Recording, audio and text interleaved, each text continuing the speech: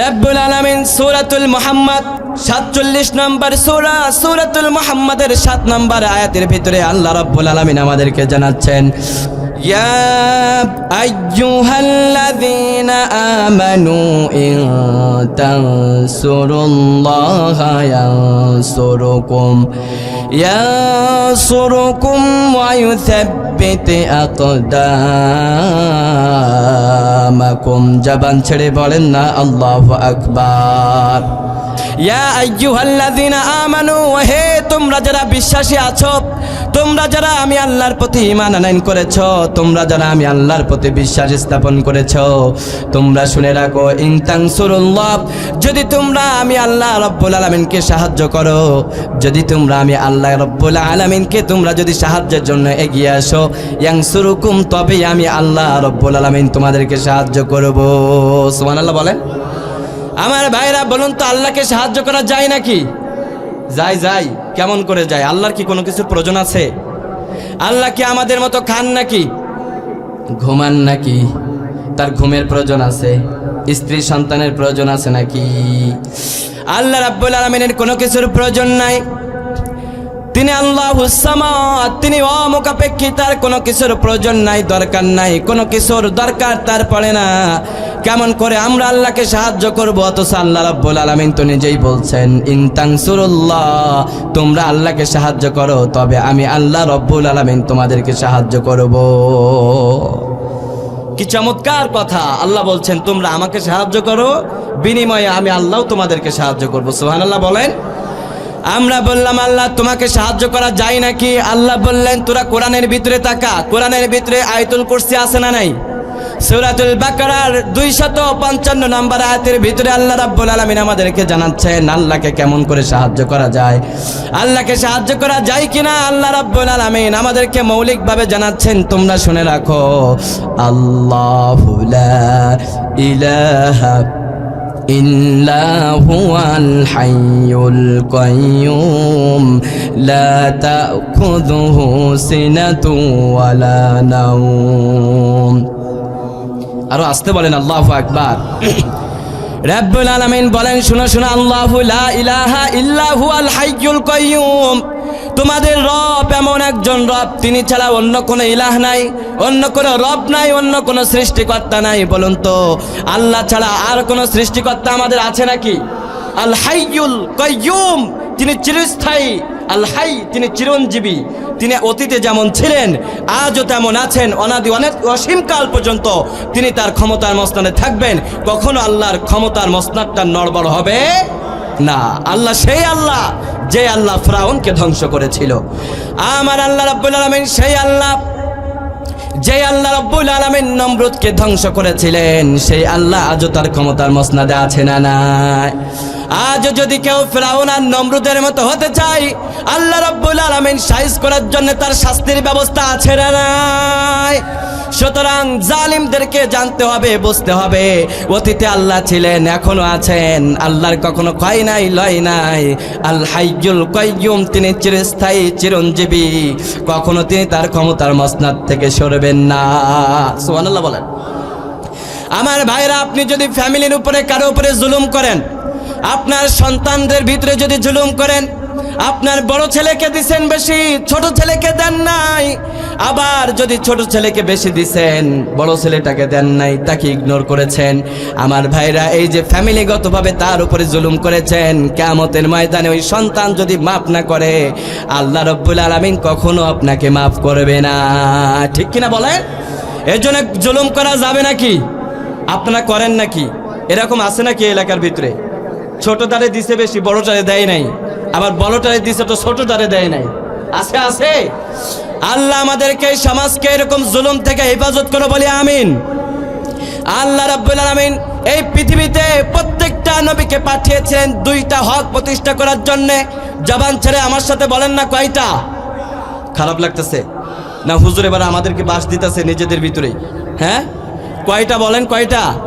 দুইটা হক প্রতিষ্ঠা করার জন্য রব্বুল আলামিন আমাদেরকে প্রেরণ করেছেন। আপনি নিজের দিকে হাতটা, বুকের ভিতরে হাতটা লাগিয়ে দেখেন, কেউ না কেউ আপনার হক ফাঁকি দিয়েছে। আজকের এই আলোচনা তাদের কানের ভিতরে যদি যায়, তারা যদি সোজা না হয়ে যায়, কিয়ামতের দিন মাফ করবে না কে? রব্বুল আলামিন দুইটা হক প্রতিষ্ঠা করার জন্য যুগে যুগে নবী প্রেরণ করেছেন। এক নাম্বার হচ্ছে হকুল্লাহ, আল্লাহর প্রতি মানুষের যে হক আছে, আল্লাহর প্রতি আমাদের যে দায়িত্ব আছে, আল্লাহর প্রতি আমাদের দায়িত্ব হলো আল্লাহকে রব হিসেবে মানা, তার প্রতি ঈমান আনয়ন করা। আল্লাহকে দেখা যায় না, না দেখে আল্লাহর প্রতি এমনভাবে ঈমান আনয়ন করা। কেমনভাবে ঈমান আনয়ন করবেন? আল্লাহকে কখনো দেখেছেন নাকি? কিন্তু আমাদের দেশে অনেক নাস্তিক আছে, তারা বলে আনসিন ইজ নাথিং, যা দেখা যায় না তাই বিশ্বাস করি না। ঠিক কিনা বলেন? এমন কিছু হাজারাম গাধা আমাদের দেশে আছে না নাই? আল্লাহ রাব্বুল আলামিন বলছেন, আল্লাযীনা ইউমিনুনা বিল গায়বি ওয়া ইউকিমুনাস সালাত ওয়া মিম্মা রাযাকনাহুম ইউনফিকুন। রব্বুল আলামিন আমাদেরকে বলছেন, আল্লাযীনা ইউমিনুনা বিল গায়ব। এক নাম্বার তোমাদের প্রথম দায়িত্ব হলো আল্লাযীনা ইউমিনুনা বিল গায়ব, গায়বের প্রতি তোমাদেরকে ঈমান আনয়ন করতে হবে। আল্লাহকে কখনো তোমরা দুই চোখ দিয়ে দেখো নাই, তার কথা শোনো নাই, নবীদেরকেই তো তোমরা দেখো নাই। এই যে রুহুল আমিন আল্লাহর ওলি আমাদের এই বাংলার ভূমিতে এসেছিলেন, তাকে কি দেখেছি নাকি? কাউকে দেখি নাই, দেখার সৌভাগ্য হয় নাই। আমার ভাইরা, না দেখে না শুনে ওই আল্লাহর প্রতি বিশ্বাস আমাদের হৃদয়ে কম না বেশি? জবান ছেড়ে বলেন না, কম না বেশি? কত বেশি! ওই আল্লাহর জন্য আজকে আমরা জীবন বিলিয়ে দিই, ঠিক কিনা বলেন? ওই আল্লাহর জন্য, ইসলামটা প্রতিষ্ঠা করার জন্য আমাদেরকে যদি জীবন দিতে হয়, তারপরেও আমরা জীবন দিতে প্রস্তুত আছি না নাই? যদি আল্লাহর দিন প্রতিষ্ঠা করতে যেয়ে, যদি আল্লাহর কোরআনকে প্রতিষ্ঠা করতে যেয়ে বদরের জিহাদে যেমন করে সাহাবীরা বায়াতে আকবার শপথ করেছিলেন, যেই শপথে তাদের ফ্যামিলিটাকে তারা বাদ দিয়েছিলেন, তাদের পরিবারের মায়াকে ত্যাগ করেছিলেন, আজকেও যদি আমাদেরকে বলা হয় এই দেশে কোরআন প্রতিষ্ঠার জন্য তোমাদের ফ্যামিলিটাকে ত্যাগ করতে হবে, তোমার পরিবারকে ত্যাগ করতে হবে, তোমার প্রাণের স্ত্রীকে ত্যাগ করতে হবে, আমার ভাইরা ফ্যামিলিকে ত্যাগ করে, স্ত্রীকে ত্যাগ করে, বাসর রাতকে ত্যাগ করে আল্লাহর রাহে, আল্লাহর জন্য জীবনের সবটুকুন রক্ত বিলিয়ে দিতে এই ছোট্ট ময়দান থেকে কারা কারা প্রস্তুত আছো? দুই হাত তুলে আল্লাহরে দেখিয়ে দাও। লিল্লাহি তাকবীর, লিল্লাহি তাকবীর। আল্লাহ আমাদের সকলকে ঈমান দীপ্ত মুজাহিদ হওয়ার তৌফিক দান করো। আসতে বলেন আমিন। আমার ভাইরা, আল্লাহ রাব্বুল আলামিন প্রথম সত্য দিলেন, আল্লাযীনা ইউমিনুনা বিল গায়ব, না দেখে গায়বের প্রতি বিশ্বাস স্থাপন করতে হবে। বলুন তো, আল্লাহকে দেখা যায় নাকি? আল্লাহকে দেখার সৌভাগ্য আছে কারো? আল্লাহকে দুই চোখ দিয়ে দেখা যায় না, আমাদের চর্মচক্ষু দিয়ে আল্লাহকে দেখা সম্ভব নয়। একজন নবী আল্লাহকে দেখার জন্য আল্লাহর কাছে খুব জোর জবরদস্তি করেছিলেন। তার নাম কি? এই তো মাশাআল্লাহ, আপনার শিক্ষিত মানুষ, আপনারা তো দেখি সব জানেন। সাইয়েদনা মুসা আলাইহিস সালাতু ওয়াস সালাম আল্লাহকে দেখার জন্য আল্লাহর কাছে অ্যাপ্লিকেশন করেছিলেন। মুসা আলাইহিস সালাতু ওয়াস সালাম আল্লাহর সাথে তিনি সবচাইতে বেশি কথা বলতেন, আল্লাহর সাথে যে কোনো বিষয় তিনি ডিসকাস করতে পারতেন। আওয়াজ করে বলেন সুবহানাল্লাহ। তার মানে সাইয়েদনা মুসা আলাইহিস সালাতু ওয়াস সালাম আল্লাহর কণ্ঠটাকে শুনেছেন। সুবহানাল্লাহ বলেন। এজন্য কোরআনের ভিতরে এসেছে, ওয়া কাল্লামাহুল্লাহু মুসা তাকলিমা। সুবহানাল্লাহ। মুসা আলাইহিস সালাতু ওয়াস সালাম আল্লাহর সাথে কথা বলেছেন, কম না বেশি? জোরে বলেন না। বেশি বেশি কথা বলেছেন। একবার আল্লাহর কাছে বললেন, আল্লাহ তোমারে তো দেখতে মন চায়, আল্লাহ তোমার কথা তো মধুর, তোমার দিনটা তো মধুর। ও আল্লাহ, তুমি কত চমৎকার করে পৃথিবীটাকে গঠন করেছো, কত চমৎকার করে তুমি পৃথিবীটাকে সাজিয়েছো গো আল্লাহ। এক দেশে আছে শুধু সবুজ গাছপালা, আর এক দেশে আছে শুধু মরুভূমি আল্লাহ, আর এক দেশে আছে হিমালয়ের মতো পর্বত, আর এক দেশে আছে কাশ্মীর। সুবহানাল্লাহ বলেন। ও আল্লাহ, কক্সবাজারে যখন যাই তখন তো তোমার সৃষ্টি দেখে আমরা পাগল পারা হয়ে যাই। সুবহানাল্লাহ বলেন।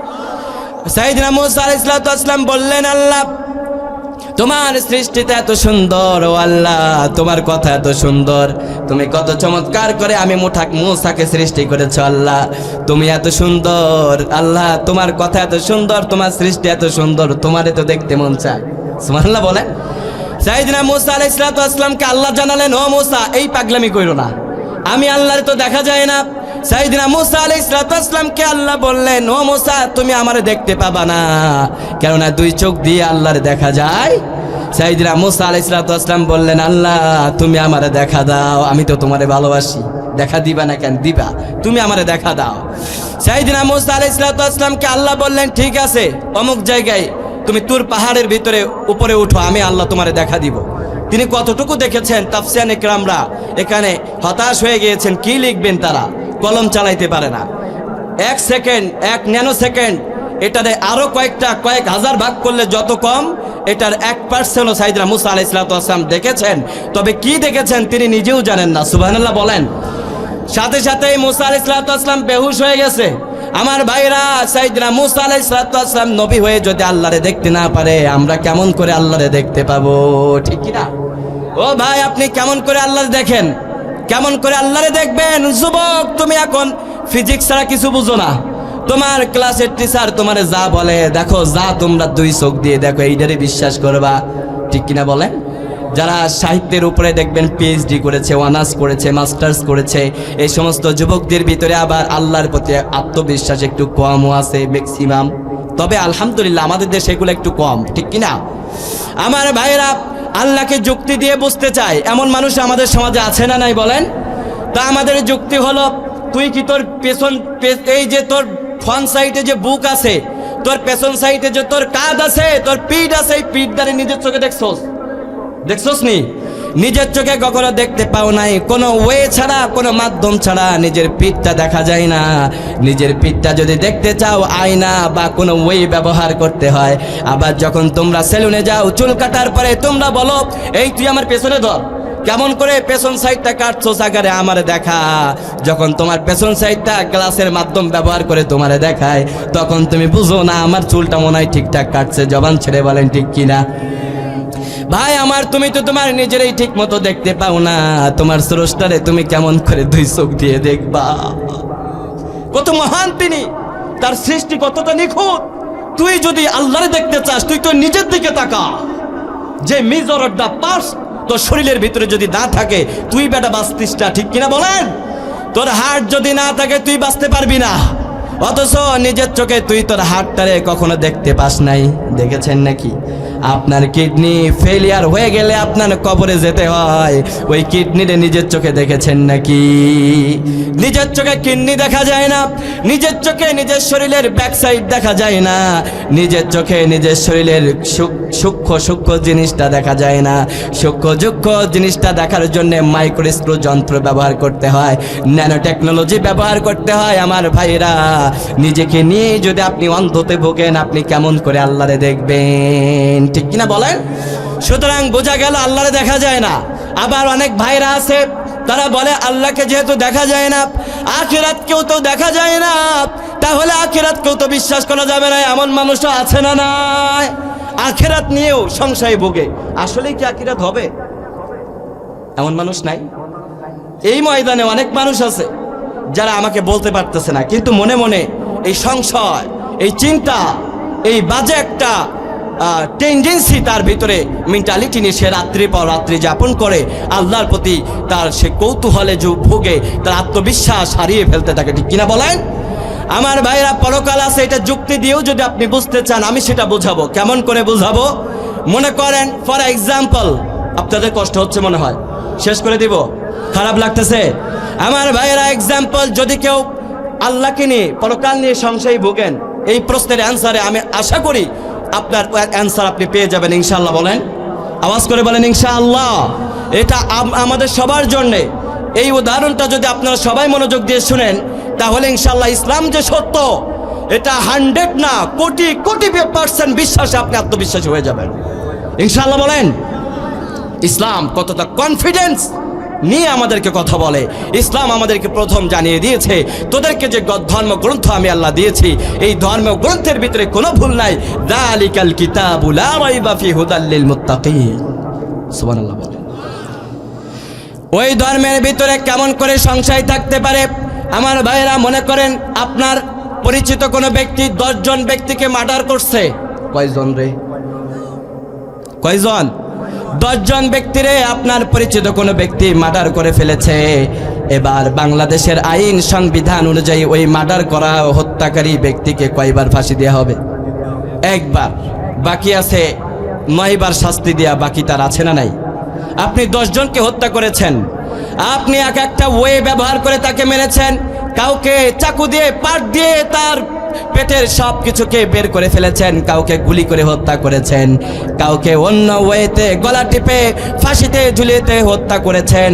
এখন বলুন তো 10 জন ব্যক্তিকে 10টা ভাবে আপনি তাকে হত্যা করলেন, 10টা ওয়েতে তাকে হত্যা করলেন তাদেরকে। এখন বাংলাদেশের সংবিধান অনুযায়ী তাকে শাস্তি দেওয়া হয়েছে কয়বার? একবার।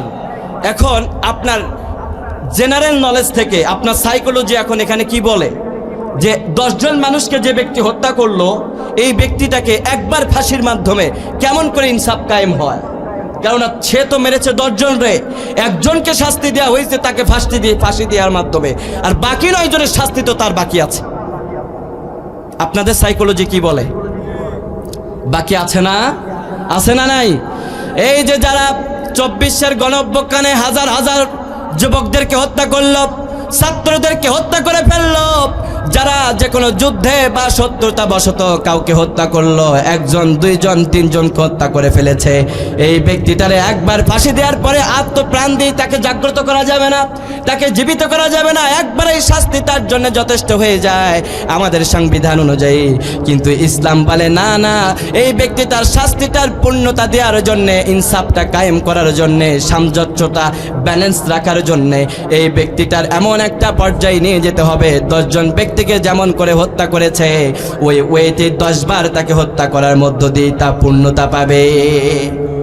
দুনিয়াতে একবার মারার সাথে সাথে সে তো মারা গেছে, বাকি 9 বার তো শাস্তি দিতেই হবে।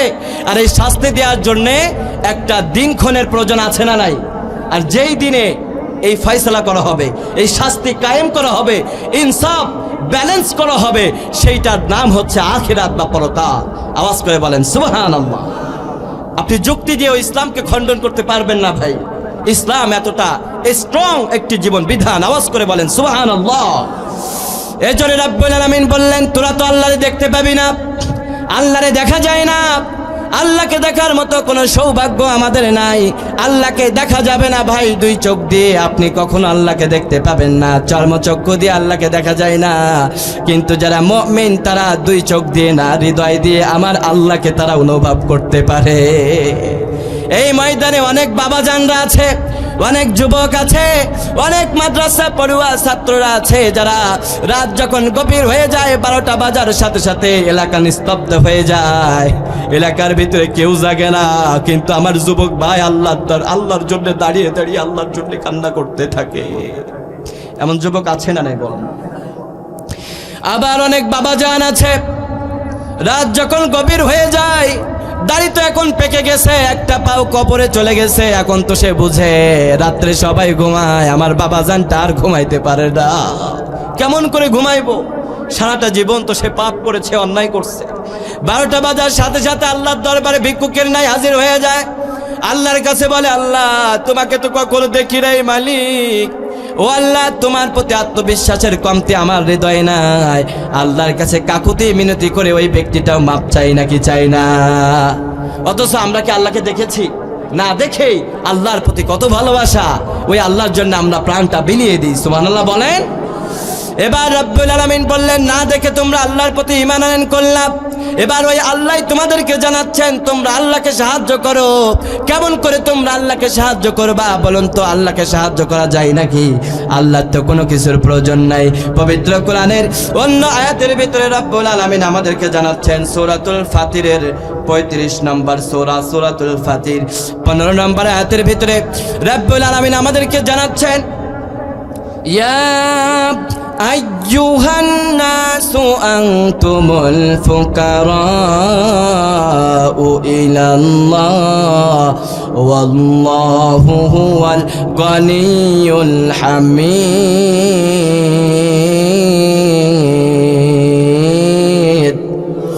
রব্বুল আলামিন কত চমৎকার ভাবে আমাদেরকে বোঝাচ্ছেন। আল্লাহ বললেন, ইয়া আইয়ুহান নাস, হে মানুষ সকল তোমরা শুনে রাখো, এ মানুষেরা তোমরা যারা এই পৃথিবীতে আছো, ইয়া আইয়ুহান নাস, আল্লাহ মুমিনদেরকে ডাক দেয় নাই, কাফেরদেরকে ডাক দেয় নাই, গোটা মানব জাতিকে আল্লাহ ডাক দিয়ে বলছেন ইয়া আইয়ুহান নাস, হে মানব জাতি তোমরা শুনে রাখো, আনতুমুল ফুকারাউ ইলাল্লাহ, তোমাদের রব এমন একজন রব, তিনি ধনী, তিনি গরিব নন। আনতুমুল ফুকারা, কিন্তু তোমরা গরিব, তোমরা ফকির। আমরা ফকির নাকি আমরা ধনী? আওয়াজ করে বলেন না কেন? আমরা ফকির নাকি ধনী? যেই বেটা আপনার চোখে ধনী, ওই বেটা যখন রাত গভীর হয়ে যায় চাই কার কাছে? যখন নামাজে দাঁড়িয়ে যায় দুনিয়ার কাউ কাছে তারা হাত পাতে না, একজনের কাছেই হাত পাতে। জবান ছেড়ে বলেন না তিনি কে? আমরাও যখন তাহাজ্জুদের নামাজে দাঁড়াই, দুনিয়ার কোনো কিছুর প্রয়োজন না থাকলেও আল্লাহর কাছে শান্তির জন্য দোয়া করি নাকি করি না? আমরা যখন নামাজের মধ্যে দাঁড়াই, তাহাজ্জুদের নামাজে দাঁড়াই, ওই নামাজের মধ্যে দাঁড়িয়ে আল্লাহর কাছে বলি, আল্লাহ দুনিয়াতে কোনো কিছু তো কমতি রাখো নাই, ও আল্লাহ সব তুমি দিয়েছো, কিন্তু একটা জিনিসের জন্য তোমার কাছে আমি চাইতেছি, ওই জিনিসটা হলো আল্লাহ মরার সাথে সাথে তুমি আমার জন্য জান্নাতটাকে ওয়াজিব করে দিও। সুবহানাল্লাহ বলেন। জান্নাতের জন্য আল্লাহর কাছে চাই নাকি চাই না? তার মানে বোঝা গেল যার কোনো কিছুর প্রয়োজন নাই তার জান্নাতের প্রয়োজন আছে, ঠিক কিনা বলেন?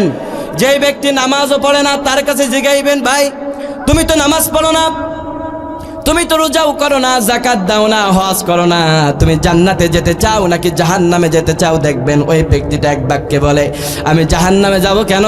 আমি তো মুসলমান, অবশ্যই অবশ্যই আমি আল্লাহ রাব্বুল আলামিনের কাছে জান্নাত চাইবো।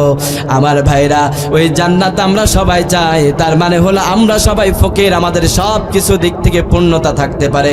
খুলনা বিভাগীয়ভাবে আপনার 100 বিঘে জমির মালিক আপনি থাকতে পারেন, 10টা ভালো লাক্সারিয়াস গাড়ি আপনার আছে, বাড়ি আপনার আছে, সব কিছু আপনারা থাকতে পারে, কিন্তু মনে রাখবেন সব কিছু থাকার পরেও আপনার কোনো কিছুর প্রয়োজন হলেই দুনিয়ার কারো কাছে না চাইলেও আল্লাহর কাছে আপনাকে চাইতে হয়, ঠিক কিনা বলেন? এই যে রাব্বুল আলামিন আমাদেরকে ডাক দিয়ে বললেন, আইয়ুহান নাসু আনতুমুল ফুকারাউ ইলাল্লাহ, ও দুনিয়ার মানুষ তোমরা যারা আছো তোমরা সবাই ফকির। আল্লাহু হুয়াল গানিয়ুল হামিদ,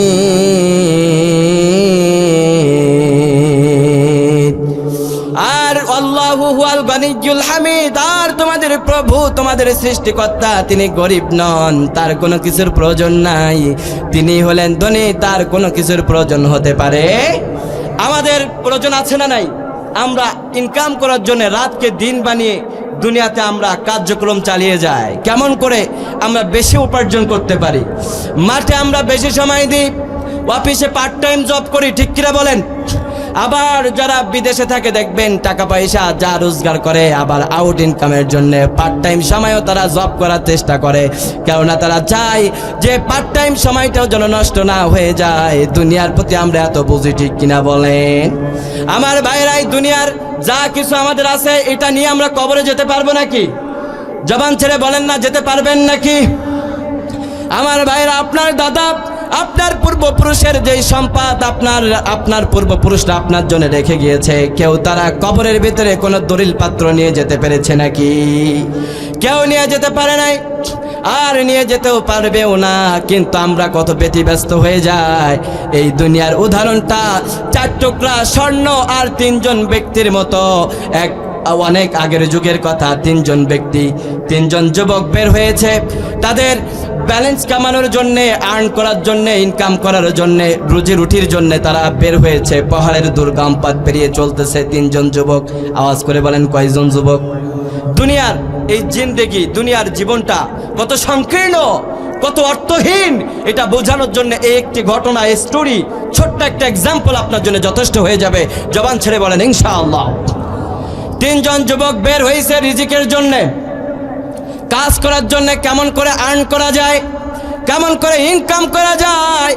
বের হয়ে পথিমধ্যে চলতে চলতে পাহাড়ের দুর্গম পথ পেরিয়ে অনেক দূর পথ পর্যন্ত যখন তারা পৌঁছে গেল, যেতে যেতে যেতে যেতে পাহাড়ের এক গুহার ভিতরে তারা প্রবেশ করলো। সেখানে তারা 4 টুকরা স্বর্ণ পেল। জবান ছেড়ে বলেন কয়টা? 4 টুকরা স্বর্ণের বার তারা পেয়েছে। এবার এই 4 টুকরা স্বর্ণের বার নিয়ে তারা ওই গুহার থেকে বের হয়ে তারা বলতেছে যে দেখো অনেক দূর থেকে আমরা তো এসেছি, এই আসতে যেই পথগুলো আমরা হেঁটে হেঁটে এসেছি এর কারণে আমাদের শরীরটা এখন ক্লান্ত লাগতেছে। এই শ্রান্ত শরীরটাকে একটু স্ট্রং করার জন্যে, আমাদের শরীরে শক্তি সঞ্চার করার জন্যে আমাদের একটু খাওন দাওনের প্রয়োজন আছে। খাওন দাওনের প্রয়োজন আছে না নাই? আমরা যখন ক্লান্তি বোধ করি তখন আমাদের খাওয়ার প্রয়োজন আছে না নাই? 4 জন ব্যক্তির খাবার, এই 3 জন ব্যক্তির খাবারের প্রয়োজন হয়েছে। 3 জন ব্যক্তি হাঁটার কারণে তারা অত্যন্ত বেশি ক্লান্ত বোধ করছে। হাতে আছে 4টা স্বর্ণের বার। এই 3 জন যুবক তারা পরামর্শ করে বলল, শোনো শোনো, আমাদের মধ্য থেকে, তোমাদের মধ্য থেকে, আমাদের মধ্য থেকে যে কোনো একজনকে বাজারে যেতে হবে, বাজারে যেয়ে সে রুটি কিনে আনবে। আর আমরা 2 জন এখানে থাকতেছি, তুমি যাও রুটি কিনে আনো। ওই রুটি আনার পরে আমরা 2 জন একসাথে 3 জন মিলে খাবার দাবার খাবো। এরপরে যখন খাবার দাবার শেষ হয়ে যাবে, এই রুটিটা খাবার শেষে আমরা স্বর্ণগুলা ভাগ বাটোয়ারা করে নিজ নিজ গন্তব্যে আমরা ফিরে যাব। স্বর্ণ আছে কয় টুকরা তাদের হাতে? সবাই বলেন। 4 টুকরা স্বর্ণ তাদের হাতে আছে। এবার এই 3 জন যুবকের মধ্যে থেকে একজন যুবক চলে গেছে বাজারে রুটি আনতে। কি আনতে? বাজারে যখন রুটি আনতে যায়, রুটি আনতে যাওয়ার সময় ওই যুবকটা মনে মনে একটা প্ল্যান করতেছে। সে ভাবতেছে যে দেখ তুই ভাব, নিজেই ভাব। নিজের নফসকে বলতেছে, দেখো আমরা 3 জন বন্ধু এখানে এসেছিলাম, ঠিক আছে, এই স্বর্ণের বার যে 4টা পেয়েছি, 4টা স্বর্ণ 3টা ভাগ করতে গেলে তো সমস্যা হবে। আমি যদি খাবারের ভিতরে একটু বিষ মিশিয়ে দিই, খাবারের ভিতরে যদি একটু মারাত্মক বিষ মিশিয়ে দিই, ওই 2টা যদি মারা যায় তাহলে এই 4 টুকরা স্বর্ণের মালিক আমি একাই হয়ে যাব। তখন ওই যুবকটা বাজার থেকে যখন রুটি ক্রয় করেছে, ক্রয় করার পরে তার যেই প্ল্যান, সেই প্ল্যান অনুযায়ী রুটির ভিতরে বিষ মিশাইছে। কি মিশাইছে? বিষ মিশাইছে। এবার ওর জন্য অপেক্ষা করতেছে কয়জন? আওয়াজ করে বলেন না, কয়জন? 2 জন। যেই 2 জন অপেক্ষা করতেছে, এই 2 জন আবার প্ল্যান করছে, দেখ স্বর্ণের টুকরা হচ্ছে 4টা। আওয়াজ করে বলেন কয়টা? 4টা স্বর্ণের টুকরা। এখন আমরা যদি 4টা স্বর্ণের টুকরারে যদি 3টা ভাগ করতে যায় তাহলে কাটা ঝেরা করতে হবে। কাটা ঝেরা করার দরকার নাই, যেইটা আনতে গেছে ওইটা আহার সাথে সাথে ওরা আগে পিঠে আমার এলমু, তারপরে খাবার দাবার খায়া শক্তি সঞ্চার করিয়া তুই নিবি 2টা, আমি নিব 2টা, তারপরে আমাদের বাসায় আমরা ফেরত চলে যাব। যেই প্ল্যান সেই কাজ। খাবারটা আনার সাথে সাথে, রুটি আনার সাথে সাথে খাবার আগে ওই যুবকটারে ধইরা ইচ্ছা মতো মাইরা পাথর দিয়ে আঘাত করে তাকে ওখানে শেষ করে ফেলেছে। আল্লাহু আকবার বলবেন না? আবার যেই খাবার খাওয়ার জন্য এবার ওরা নিজেদেরকে বলছে যে দেখ মারা তো হয়ে গেছে, এখন খুব ক্লান্তি লাগতেছে, এমনিতেই তো হেঁটে হেঁটে এসে শরীর ক্লান্ত, এই ক্লান্তি দূর করার জন্য আগে রুটি খেয়ে তারপরে ভাগ করে আমরা বাসায় চলে যাব। এখন রুটিতে আসে কি মিশানো? বিষ। যখন ওই 2 যুবক রুটিটা খাওয়া শুরু করলো, খাইতে দেরি, কাজ করতে দেরি হলো না। অর্ধেক রুটি খাওয়ার আগে 2 জনও শেষ। স্বর্ণের জায়গায় স্বর্ণ পড়ে আছে, যুবকদের জায়গায় লাশ পড়ে আছে। আমার ভাইরা, দুনিয়ার জিন্দেগিটা ঠিক এমনই। আপনি যেই দুনিয়ার পিছনে ছুটছেন, যেই দুনিয়া করে আপনি আল্লাহকে ভুলে যাচ্ছেন, যেই দুনিয়া করে আপনি আল্লাহকে সাহায্য করতেছেন না। আমার ভাইয়েরা, মৌলিকভাবে আল্লাহকে সাহায্য করা যায় না, কিন্তু স্পেসিফিকভাবে আল্লাহকে যে সাহায্য করা যায় সেই সাহায্যটা হলো আল্লাহ রাব্বুল আলামিন যেই হুকুম আপনাকে দিয়েছে, এই হুকুমগুলা পালন করার মধ্য দিয়ে সাহায্য করি। কার কথা বলেন? কার? এই সাহায্যের মাধ্যমে আল্লাহর ক্ষমতা মনে হয় আরেকটু স্ট্রং হবে। হ্যাঁ, অনেক স্ট্রং হয়ে যাবে। আল্লাহ মনে হয় আরো 10 বছর তার ক্ষমতায় বেশি থাকবে, এরকম না। আল্লাহ রাব্বুল আলামিনের ক্ষমতা বাড়বে না। আবার আমরা দুনিয়ার সবাই যদি আল্লাহর বিরুদ্ধ আচরণ করি, আল্লাহ রাব্বুল আলামিনের ক্ষমতার মসনদ থেকে 1 কিঞ্চিত পরিমাণ ক্ষতিও হবে না। যা ক্ষতি হবে সেটা আমার, যা উপার্জন হবে, যা লাভ হবে সেটাও আমার। জবান ছেড়ে বলেন ঠিক কিনা? জান্নাতে আমরাই যাব, আমাদের নেক আমলের কারণে আমরাই জান্নাতে যাব। এই যে আজকের মাহফিল আপনারা বসে আছেন গভীর রাত পর্যন্ত, এই যে বসে আছেন, এই মাহফিলে বসার কারণে আল্লাহর কি অনেক বেশি লাভ হচ্ছে নাকি? লাভ কাদের হচ্ছে? আমাদের লাভটাই হচ্ছে, কারণ আপনি যে মাহফিলে বসে আছেন প্রতি মুহূর্তে আপনার আমল নামার ভিতরে সওয়াব লিখছে কে? জবান ছেড়ে বলেন না কে? যারা এই মাহফিলে বসতে পারে নাই ওদের জন্য দুর্ভাগ্য। জবান ছেড়ে বলেন ঠিক কিনা? প্রতিটা দিন আল্লাহ 30টা দিন তো বাসায় যা ঘুমায়, স্ত্রীর কাছে যা সময় দেয়, ফ্যামিলির কাছে যায় সময় দেয়, একটা দিন যদি কোরআনের জন্য স্যাক্রিফাইস না করতে পারি, তোর মতো আহাম্মকার দুনিয়াতে একটাও থাকতে পারে না। ঠিক কিনা বলেন? আল্লাহ যদি কিয়ামতের ময়দানে তোরে বলে যে আব্দুল গফুর, তোর ফ্যামিলি ছিল, সম্পদ ছিল, ছেলে মেয়ে ছিল, সব কিছু ছিল, তুই কোরআনের এই এই হুকুমগুলা মানুষ নাই কেন? ওই দিন আপনি কি বলবেন? আল্লাহ তুমি সব দিছো ঠিক, কিন্তু আমি তো কিছু জানতাম না। ছাড় পাবেন নাকি? না, ছাড় পাওয়া যাবে না। ওই দিন আল্লাহ বলবে তুই সব বুঝেছিলি, কিন্তু তাফসির মাহফিলে তুই বসতে পারিস নাই, এই সৌভাগ্য তোর হয় নাই। তুই যখন তাফসির মাহফিলে বসেছিলি, শয়তান তোর ইচ্ছা মতো গুতাইছে, তুই বাড়ি যা, তোর স্ত্রী অপেক্ষা করে, তুই বাসায় চলে যা, তোর মা তোর জন্য অপেক্ষা করে, তুই বাসায় চলে যা। তোর 70 বছর বয়স হওয়ার পরও বাসায় যাওয়ার জন্য তুই উদ্গ্রীব হয়েছিলি। আজকে কিয়ামতের ময়দানে তোর কোনো মাপ নাই, তুই আগে জাহান্নামে চলে যা। তুই যদি ওই দিন মাহফিলে বসতিস, এমন কিছু জানতে পারতিস যা দ্বারা তোর জন্য জান্নাতটা ওয়াজিব হয়ে যেত। সুবহানাল্লাহ বলেন। আমার ভাইরা, জান্নাতটা কেমন করে ওয়াজিব হবে? আপনি তো কিছুই শুনেন না। মাহফিলে বসেন, 100 গ্রাম বাদাম কিনে নিয়ে বসেন, আছে না নাই এমন ব্যক্তি? মাহফিলে বসে 100 গ্রাম বাদাম কিনে নিয়ে বসে, হুজুরের ওয়াজ শুনুম আর এদিকে খামু। কথা কন, আছে না নাই? হুজুরের ওয়াজ শুনুম, ফোনে রেকর্ড করুম, হুজুরে যে কি কইছে হাতে নিচেও জানে না, ইচ্ছা মতো রেকর্ড করে বাসায় গেছে। বাসায় যা এখন স্ত্রী কইতেছে যে কি শুনছো, হুজুরে কি তা কইছে, এখন কও। মানে হুজুরে যে কি কইছে এটা হুজুরেই ভালো জানে, আর আমার ফোনে জানে, আমি তো জানতাম না। ঠিক কিনা বলেন? আমার ভাইয়েরা, হৃদয়ের কান দিয়ে যদি মাহফিলটা শুনতে পারেন, নাজাতের ওসিলা বানিয়ে দিবে কে? এই যে আয়াতুল কুরসির আয়াত থেকে আমরা একটা তেলাওয়াত করেছিলাম, এই আয়াতুল কুরসির মর্যাদা কম না বেশি? বিশ্বনবী মুহাম্মদ সাল্লাল্লাহু আলাইহি ওয়াসাল্লাম একজন সাহাবীকে প্রশ্ন করলেন, ও আমার প্রাণের সাহাবী, তুমি বলো তো দেখি, এই কোরআনের ভিতরে, পবিত্র কোরআনের মধ্যে এমন কোন আয়াত আছে বলো তো দেখি, যে আয়াতটা কোরআনের সব আয়াতের চাইতে বেশি মর্যাদাপূর্ণ, বেশি ফজিলাতপূর্ণ। আল্লাহর হাবিব প্রশ্ন করার সাথে সাথে ওই সাহাবীটা বললেন, ইয়া রাসূলুল্লাহ আপনি বলেন। রাসূলুল্লাহ সাল্লাল্লাহু আলাইহি ওয়াসাল্লাম বলেন, ওই আয়াতটা আর কোনো আয়াত নয়, ওই আয়াতটা হলো আয়াতুল কুরসি। সুবহানাল্লাহ বলেন। এই আয়াতের ফজিলাত কেমন, ছোট্ট ফজিলাতগুলো বলেই আমরা আমার আলোচনায় মূল পয়েন্টে ফিরে যাব, বলেন ইনশাআল্লাহ। আমার ভাইরা, বিশ্বনবী মুহাম্মদ সাল্লাল্লাহু আলাইহি ওয়াসাল্লাম, রাসূলুল্লাহ সাল্লাল্লাহু আলাইহি ওয়াসাল্লামের সহিহ হাদিস মুস্তাদরাক হাকিমের বর্ণনায় এসেছে, আল্লাহর হাবিব বলেন, যদি কোনো ব্যক্তি সকাল যখন শুরু হয়, সুবহে সাদিকের সময় যদি কোনো ব্যক্তি আয়াতুল কুরসি পড়ে নিজের শরীরে ফু দিতে পারে বা আয়াতুল কুরসি আমল করতে পারে, সুবহে সাদিক যখন হবে আয়াতুল কুরসি আমল করবে, আয়াতুল কুরসি যখন পাঠ করে, ওই ব্যক্তির জন্য সারাটা দিন সকাল থেকে নিয়ে সন্ধ্যা পর্যন্ত আমার আল্লাহ রাব্বুল আলামিন ওই ব্যক্তির উপরে বারাকা নাজিল করতে থাকে। আপনি যখন সুবহে সাদিক হবে, ওই সময় আয়াতুল কুরসি পড়বেন, ফজরের নামাজের পরেই যদি আয়াতুল কুরসি পড়তে পারেন, ওই সারা দিনটা আল্লাহ তাআলার হেফাজতে আপনি থেকে যান। সুবহানাল্লাহ বলেন। আবার বিশ্বনবী বলেন, যখন সন্ধ্যা হয় তখন আয়াতুল কুরসি পাঠ করো, যখন সন্ধ্যা হবে আয়াতুল কুরসি পাঠ করো। আয়াতুল কুরসি পাঠ করার সাথে সাথে ওই সন্ধ্যা থেকে নিয়ে সুবহে সাদিক পর্যন্ত আল্লাহ রাব্বুল আলামিন তোমার আমলনামায় সওয়াব লিপিবদ্ধ করতে থাকে। সুবহানাল্লাহ বলেন। আবার বিশ্বনবী মুহাম্মদ সাল্লাল্লাহু আলাইহি ওয়াসাল্লামের সাহাবী সাইয়েদনা আবু হুরায়রা রাদিয়াল্লাহু তাআলা আনহু বলেন, তিনি বর্ণনা করেছেন, তিনি বলেন, রাসূলুল্লাহ সাল্লাল্লাহু আলাইহি ওয়াসাল্লাম বলেছেন, আমার কোনো উম্মত যখন রাতে ঘুমাতে যাওয়ার সময় বালিশে মাথা রেখে বিছানায় যাওয়ার সাথে সাথে সে যদি আয়াতুল কুরসি পড়ে, আয়াতুল কুরসি পড়ার কারণে সারা রাত আল্লাহ রাব্বুল আলামিন একজন ফেরেশতাকে তার দারওয়ান হিসেবে নিযুক্ত করে দেয়।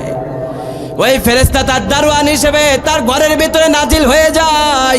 রব্বুল আলামিন ওই ফেরেশতাকে ডাক দিয়ে বলে, আমার বান্দা তো আয়াতুল কুরসি পড়েছে, আয়াতুল কুরসি পড়েছে, সে তো ঘুমিয়ে পড়েছে, তোমার দায়িত্ব হলো আমার বান্দার উপরে যেন কোনো জিন এবং পরী যেন আসর না করতে পারে।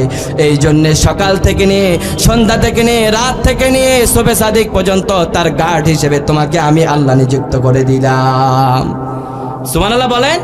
আমার ভাইরা, যারা রাত্রির ভিতরে দুঃস্বপ্ন দেখে, ভয় পায়, এগোরে বলবেন তুমি আয়াতুল কুরসি পড়ে ঘুমাও। আয়াতুল কুরসি যদি পড়ে ঘুমায়, ও দারওয়ান হিসেবে একজন ফেরেশতাকে নিযুক্ত করে দেন, যিনি জবান ছেড়ে বলেন তিনি কে, আওয়াজ করে বলেন না তিনি কে। আবার বিশ্বনবী মুহাম্মদ সাল্লাল্লাহু আলাইহি ওয়াসাল্লাম এটা তো গেল দুনিয়ার লাভ।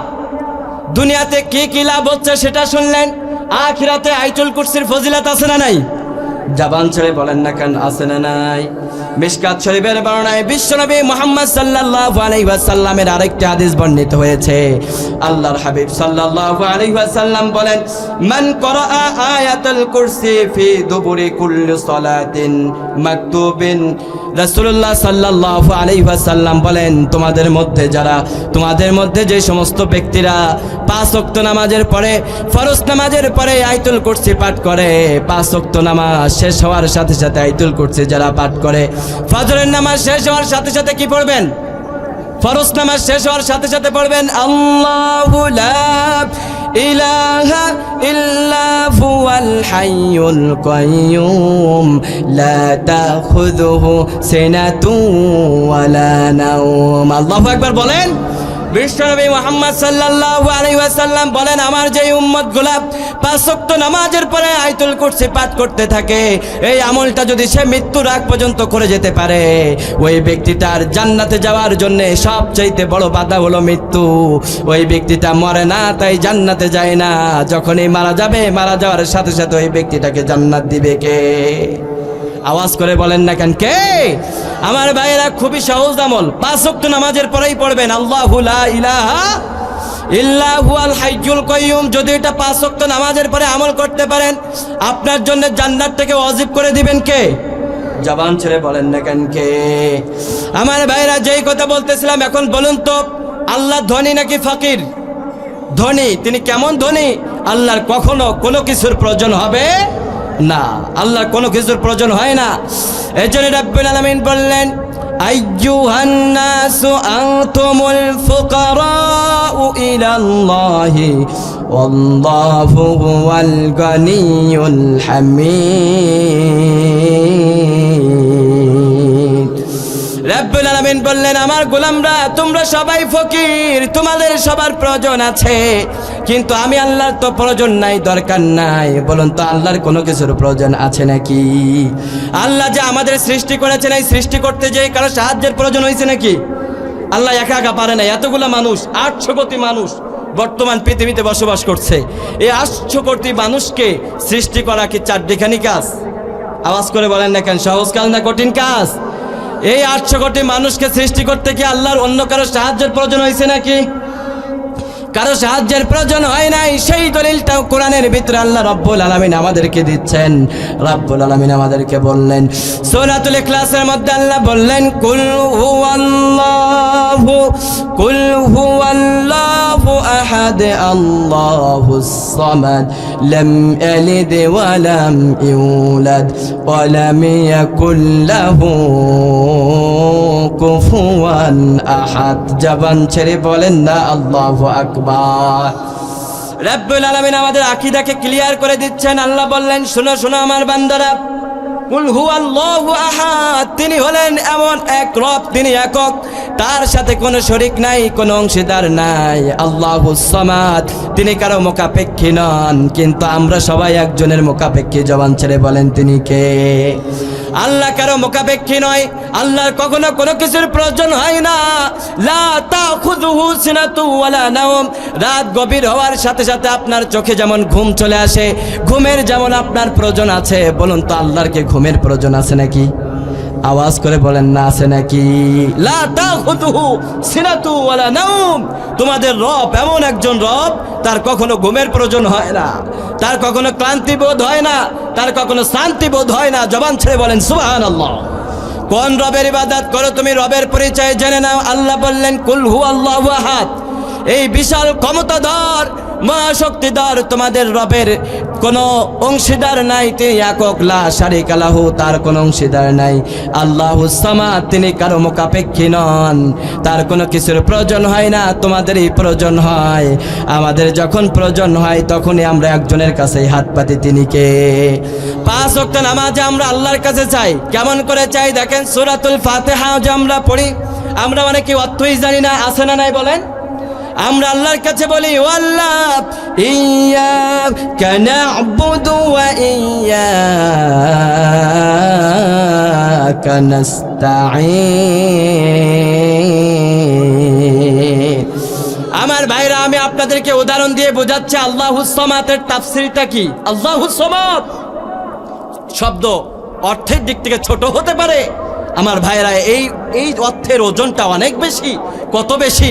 আসমান জমিনের যত ফাঁকা জায়গা আছে এর চাইতে যোজন বেশি ওজন এই কথাটা। সুবহানাল্লাহ বলেন। আল্লাহুস সামাদ, আল্লাহ তিনি কারো মুখাপেক্ষী নন, কিন্তু আমরা সবাই তার মুখাপেক্ষী। 5 ওয়াক্ত নামাজই তো আমরা ফকিরের মতো আল্লাহর কাছে বলি ইয়াকা না'বুদু, আল্লাহ আমরা তো তোমার গোলামি করি, ও আল্লাহ আমরা তো তোমার দাসত্ব করি, ও আল্লাহ ইয়াকা না'বুদু, ও আল্লাহ আমরা তো আমাদের 14 পুরুষ সহ তোমার গোলামিতে লিপ্ত আছি। আল্লাহ আমার বাবা তোমার গোলাম ছিল, আমার দাদা তোমার গোলাম ছিল, ও আল্লাহ আমার মা তোমার গোলাম ছিল, আমার নানা তোমার গোলাম ছিল, আমার নানার উপরে যত পুরুষরা চলে গেছে তারাও তোমার গোলাম ছিল, আমার দাদার উপরে যত বংশধর চলে গেছে তারাও তোমার গোলাম ছিল। এজন্য আমরা নামাজে দাঁড়িয়ে আল্লাহকে বলি ইয়াকা না'বুদু ওয়া ইয়াকা নাস্তাঈন। সুবহানাল্লাহ, সুবহানাল্লাহ। আল্লাহ রাব্বুল আলামিন বলছেন ইয়াকা না'বুদু, ও আল্লাহ আমরা তো তোমার কাছে তোমার গোলামি করি, ওয়া ইয়াকা নাস্তাঈন, আল্লাহ আমরা তো তোমার গোলামি করি, তোমার দাসত্ব করি। ও আল্লাহ যেহেতু আমরা তোমার দাসত্ব করি, তোমার গোলামি করি, দুনিয়ার কারো কাছে আমরা হাত পাতবো না, দুনিয়ার কারো কাছে আমরা চাইবো না গো আল্লাহ। যেহেতু তোমার কাছে আমরা ইবাদত করি, সকাল হলে পরে সুবহে সাদিক হলেই পরে রব্বুল আলামিন, দুনিয়ার কেউ যখন জাগ্রত হয় না, বাংলাদেশের কেউ যখন জাগ্রত হয় না, বলুন তো আজানের সময় সবাই কি জাগ্রত হয় নাকি ঘুমিয়ে থাকে? ফজরের আজানের সময় ঘুমায় নাকি জাগ্রত থাকে? আমার ভাইরা, রব্বুল আলামিনের কাছে যে আমরা নামাজের মধ্যে বলি আল্লাহ, সবাই যখন ঘুমিয়ে থাকে রব্বুল আলামিন আমরা তো তোমার গোলামি চিত্তে, তোমার দাসত্ব চিত্তে আল্লাহ ঘুমটাকে হারাম করে তোমার ডাকে সাড়া দিই। ও আল্লাহ মসজিদ পানে চলে এসেছি রব্বুল আলামিন, ইয়াকা না'বুদু তোমার জন্যই তো এসেছি, কারণ আমরা গোলামি, দুনিয়ার কারো গোলামি আমরা করার জন্য মসজিদে যাই না। বলুন তো মসজিদে কোনো দল করতে আমরা যাই নাকি? কে বিএনপি করে, কে জাসদ করে, কে বাসদ করে, কে জামাত ইসলাম করে, এই পরিচয় নিয়ে মসজিদে কেউ প্রবেশ করে না। মসজিদে আমাদের একটাই পরিচয় থাকে, মসজিদে আমাদের একটাই আইডেন্টিটি থাকে, একটাই ভেরিফিকেশন থাকে, সেটা হলো আমরা মুসলিম। আর নন মুসলিম যারা তারা মসজিদে যেতে পারে না।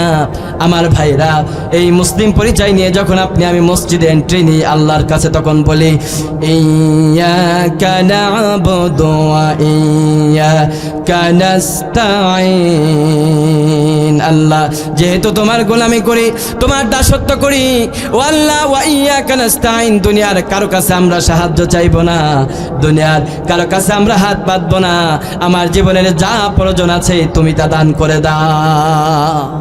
5 ওয়াক্ত নামাজ এই দোয়া আছে না নাই? আপনি সূরা ফাতিহা বাদ দিয়ে যদি নামাজ পড়েন নামাজ হবে নাকি? লা সলাতা ইল্লা বিফাতিহাতিল কিতাব, সূরা ফাতিহা বাদ দিয়ে নামাজ পড়লে ওই নামাজ হবে? আর এই সূরা ফাতিহার মধ্যে এই আয়াতটাকে আল্লাহ যুক্ত করে দিয়েছেন, অর্থাৎ আপনি আপনার অজান্তেই 5 ওয়াক্ত নামাজে একজনের দাসত্ব প্রকাশ করি, তিনি কে? 5 ওয়াক্ত নামাজে আল্লাহর কাছে আমরা অক্ষমতা প্রকাশ করি, আমরা বলি আল্লাহ আমার প্রয়োজন আছে, আমরা তো তোমার দাসত্ব করি, তুমি আমাদেরকে দাও। সুবহানাল্লাহ বলেন।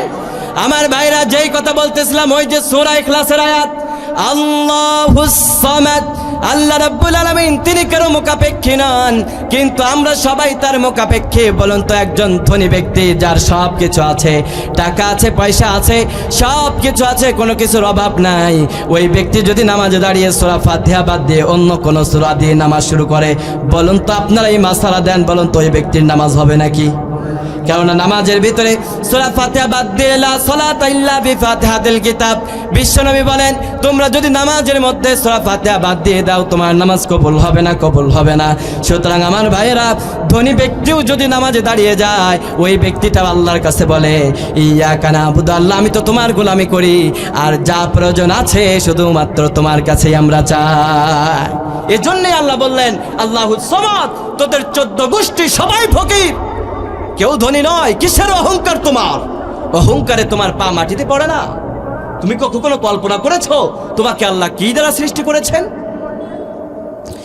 ও ভাইরা আমার, 1 ফোঁটা নাপাক পানি বীর্যের দ্বারা আল্লাহ রাব্বুল আলামিন আমাদেরকে সৃষ্টি করেছেন। আমার ভাইরা, ওই নাপাক পানির থেকে আজকে আমরা সবাই হয়েছি, জন্ম হয়েছি। আল্লাহ রাব্বুল আলামিন আমাদেরকে সৃষ্টি করেছেন। বলুন তো, অহংকার করার মতো কোনো পরিচয় আমাদের আছে নাকি? আছে নাকি? কিন্তু অহংকার আমাদের মধ্যে আছে না নাই? বলেন, আছে না নাই? রাব্বুল আলামিন আমাদেরকে জানাচ্ছেন, আল্লাহ রাব্বুল আলামিন বলেন, সুম্মা ক্বাদা আজালান ওয়া আজালুম মুসাম্মা ইনদাহু সুম্মা আনতুম তামতারুন। রাব্বুল আলামিন আমাদেরকে কত চমৎকার ভাবে আল্লাহ রাব্বুল আলামিন আমাদেরকে ডাক দিয়ে বলছেন, সুম্মা ক্বাদা আজালা, সৃষ্টি করার পরে ছোট্ট একটি সময় দিয়ে তোদেরকে আমি দুনিয়াতে ছেড়ে দিলাম। আর জেনে রাখ, একটা হায়াত তোদেরকে আমি আল্লাহ দিয়ে পাঠিয়েছি, আর একটা হায়াত আমি আল্লাহর কাছে নির্ধারণ করা আছে। এই যে নির্ধারণ করে যেই হায়াতটাকে আল্লাহ রাব্বুল আলামিন আপনার আমার জন্য নির্ধারণ করে দিয়েছেন, সেই নির্ধারণ করা হায়াতের মধ্যে আপনি আমি বেঁচে আছি। আর একটা নির্ধারণ করা হায়াত আল্লাহর কাছে আছে, সেটা কেউ জানে না একজন ছাড়া। তিনি কে? সেই হায়াতটা হলো, কখন হায়াত শেষ হয়ে যাবে, পরকালের হায়াত শুরু হয়ে যাবে, সেই হায়াতের ব্যাপারে কেউ জানে না একজন ছাড়া। তিনি কে? বলেন।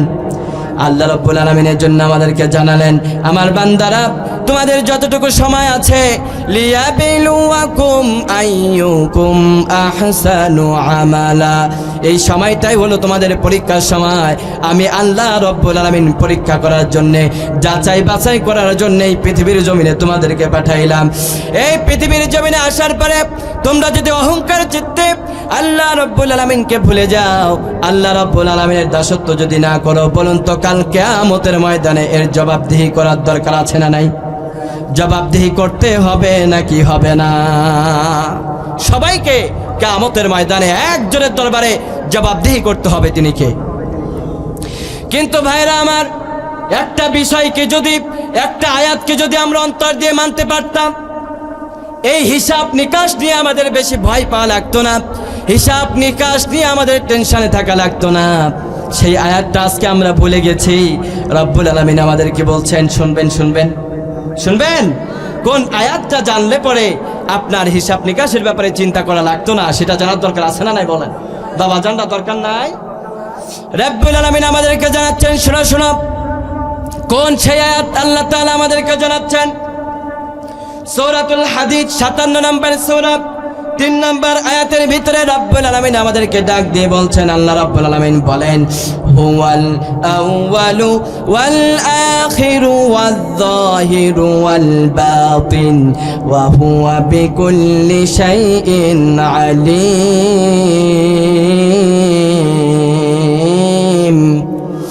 রব্বুল আলামিন আমাদেরকে বলছেন, হুয়াল আউয়াল ওয়াল আখির, তোমাদের রব এমন একজন রব, তোমরা এমন একজন রবের ইবাদত করো। কোন রব তোমরা জানো নাকি? হুয়াল আউয়াল ওয়াল আখির, যিনি শেষেও ছিলেন, ওয়াল আউয়ালু, হুয়াল আউয়ালু, যিনি প্রথম থেকে আছেন। যেদিন পৃথিবী সৃষ্টি হয় নাই, যেদিন আকাশ জমিন পৃথক হয় নাই, আলাদা হয় নাই, যেদিন ডাইমেনশন হয় নাই, যেদিন পৃথিবী আসমান এবং জমিন যেদিন একত্র লেপ্টে ছিল, আমার ভাইরা, ওয়াল আউয়াল, সেদিন ছিল পৃথিবীর প্রথম দিন। কোন দিন যে পৃথিবী সৃষ্টি হয়েছে, কোন দিন যে আল্লাহ রাব্বুল আলামিন পৃথিবীকে সৃষ্টি করেছেন, কেউ জানে নাকি? এই তথ্য দুনিয়ার কারো কাছে আছে নাকি? আজকের বিজ্ঞান যে তথ্যগুলো আমাদেরকে জানায়, বিজ্ঞান যে থিওরিগুলো আমাদেরকে জানাচ্ছে, সব থিওরিগুলা কোরআন থেকেই তারা নিচ্ছে। কোরআনের ভিতরে আল্লাহ রাব্বুল আলামিন পৃথিবী সৃষ্টির তত্ত্ব এখান থেকে 1450 বছর আগে আমাদেরকে জানিয়ে দিয়েছেন। সুবহানাল্লাহ, আসতে বলেন। সেই রাব্বুল আলামিন বলছেন, শোনো শোনো, সেই দিন থেকে আমি আল্লাহ তোমাদের সব খবর রাখি। কোন দিন থেকে? আল্লাহ নিজেই বলছেন, হুয়াল আউয়ালু ওয়াল আখিরু ওয়াজ যাহিরু ওয়াল বাতিন, যেদিন প্রথম ছিল ওই দিন আমি আল্লাহ আমার ক্ষমতার মসনদে ছিলাম। ওয়াল আখির, যেদিন পৃথিবী শেষ হয়ে যাবে, যেদিন আসমান জমিন ধ্বংস হয়ে যাবে, যেদিন আসমান জমিনের কোনো চিহ্ন থাকবে না, পৃথিবীর জমিনে কোনো কিছুই থাকবে না, নিশ্চিহ্ন হয়ে যাবে, আমার আল্লাহ রাব্বুল আলামিন ডাক দিয়ে বলেন, বান্দারে, ওই দিনও আমি আল্লাহ রাব্বুল আলামিন আমার ক্ষমতার মসনদে নিশ্চিন্তে ভাবে আমি সেদিন বহাল থেকে যাব। সুবহানাল্লাহ, আসতে বলেন। আল্লাহর ক্ষমতার কখনো শেষ আছে নাকি? শুরু আছে নাকি? আল্লাহ যে কত সময় ধরে ক্ষমতায় আছেন, সেটা আল্লাহই ভালো জানে, আল্লাহর আগে পরে কেউ নাই। আমার ভাইরা, এবার রব্বুল আলামিন মূল পয়েন্ট অফ ভিউটা আমাদেরকে জানাচ্ছেন। আল্লাহ বললেন ওয়ায-যাহিরু ওয়াল বাতিনু ওয়া হুয়া বিকুল্লি শাইইন আলীম। সুবহানাল্লাহ। বাড়িতে যায় কই একটু জোরে সরে বলেন না সুবহানাল্লাহ। প্যান্ডেলকে কাঁপিয়ে উচ্চ স্বরে একসাথে বলেন সুবহানাল্লাহ। রব্বুল আলামিন আমাদেরকে বলছেন, শোনো শোনো, ওয়ায-যাহিরু ওয়াল বাতিন, তিনি তোমাদের প্রকাশ্যের খবরও জানেন। প্রকাশ্যে তুমি যেই কাজ করো, কথা বলো, যেই কথা তোমার স্ত্রীর সাথে বলো, যেই কথা এই যে মাহফিলের প্যান্ডেলে আমরা বলছি, দুনিয়ার কেউ না জানলে একজন জানে। আওয়াজ করে বলেন তিনি কে? এই যে মাহফিল হচ্ছে, এই আওয়াজটা খুলনা সদরে যাচ্ছে নাকি? যাচ্ছে না। এই যে দৌলতপুর শহর আছে, খুলনা ইউনিভার্সিটি আছে, ওখানে যাওয়ার পরে দেখবেন এই মাহফিল যে হচ্ছে, কোনো নাম নিশানও আপনি খুঁজে পাবেন না। আওয়াজ করে বলেন না ঠিক কিনা? আমার ভাইরা, রব্বুল আলামিন বললেন ওয়ায-যাহির, এই যে প্রকাশ্যে তোমরা যেই কাজ করো, এই কাজ যে করতেছো, এই কাজ দুনিয়ার এক প্রান্ত থেকে অপর প্রান্ত না জানলেও আমি আল্লাহ রব্বুল আলামিন তা জানি। সুবহানাল্লাহ বলেন না। এরপরে রব্বুল আলামিন বললেন ওয়াল বাতিন, তোমরা অপ্রকাশ্যে গোপনে যে কাজ কথাগুলো তোমরা বলো, তোমরা ভাবো দুনিয়ার কেউ জানে না, কিন্তু জেনে রাখো যে কেউ না জানলে পারে একজনই জানে। জবান ছেড়ে বলেন তিনি কে? আমরা মনে করি আমরা গোপনে গোপনে যেই চক্রান্ত করছি, যেই ফায়দা লুটছি, মানুষের বিরুদ্ধে যেই চক্রান্ত আমরা করতেছি, ইসলামপন্থীদের উপরে যে নির্যাতন করার ফোন দিয়ে আমরা আটতেছি, কেউ জানে না। কিন্তু জেনে রাখেন ওয়াল বাতিন, গোপনের কথা কেউ না জানলেও একজন জানে, তিনি কে? গায়েবের ব্যাপারে কেউ জানে না। আপনার মনে কি চলে দুনিয়ার কেউ জানে না, জানে কে? এই যে আমি কথা বলছি, একটা কথার পরে আরেকটা কথা, এই যে কথাগুলো বলছি, সামনে কোন কথা বলবো কেউ জানে না, একজন ছাড়া, তিনি কে? আমি যে কথাগুলো বলছি আমি নিজেও জানি না, একজনই জানেন। আওয়াজ করে বলেন না কেন তিনি কে? ওই রব্বুল আলামিন বললেন কুল্লা ইয়ালামু মান ফিস সামাওয়াতি ওয়া মান ফিল আরদ ওয়া মান ফিল আরদিল গায়বা ইন্নাল্লাহ।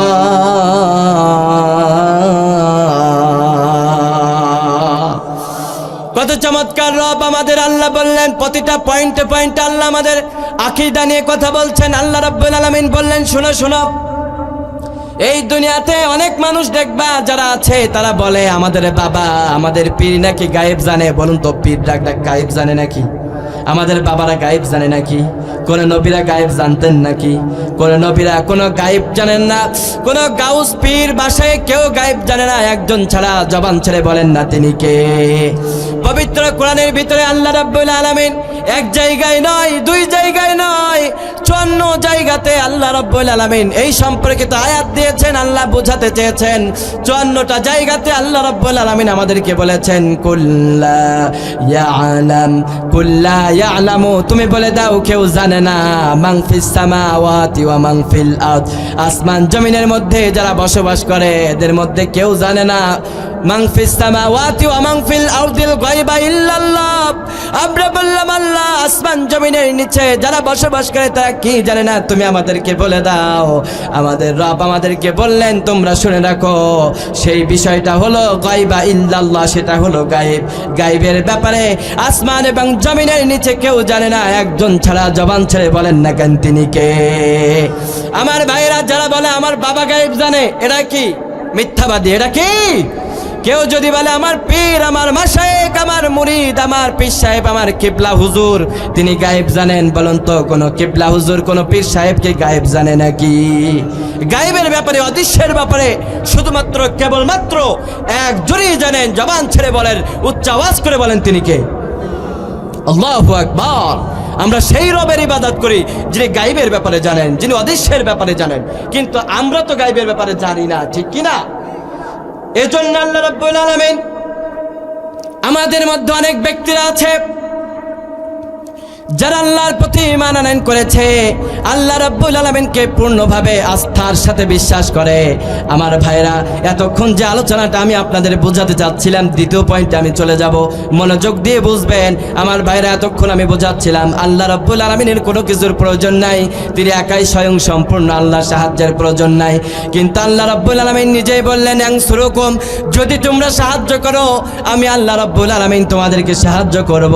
তার মানে ইনডাইরেক্টলি আল্লাহ রাব্বুল আলামিন আমাদের কোন একটা সাহায্যের বিষয় তিনি ইঙ্গিত করাতে চাচ্ছেন, ঠিক কিনা বলেন?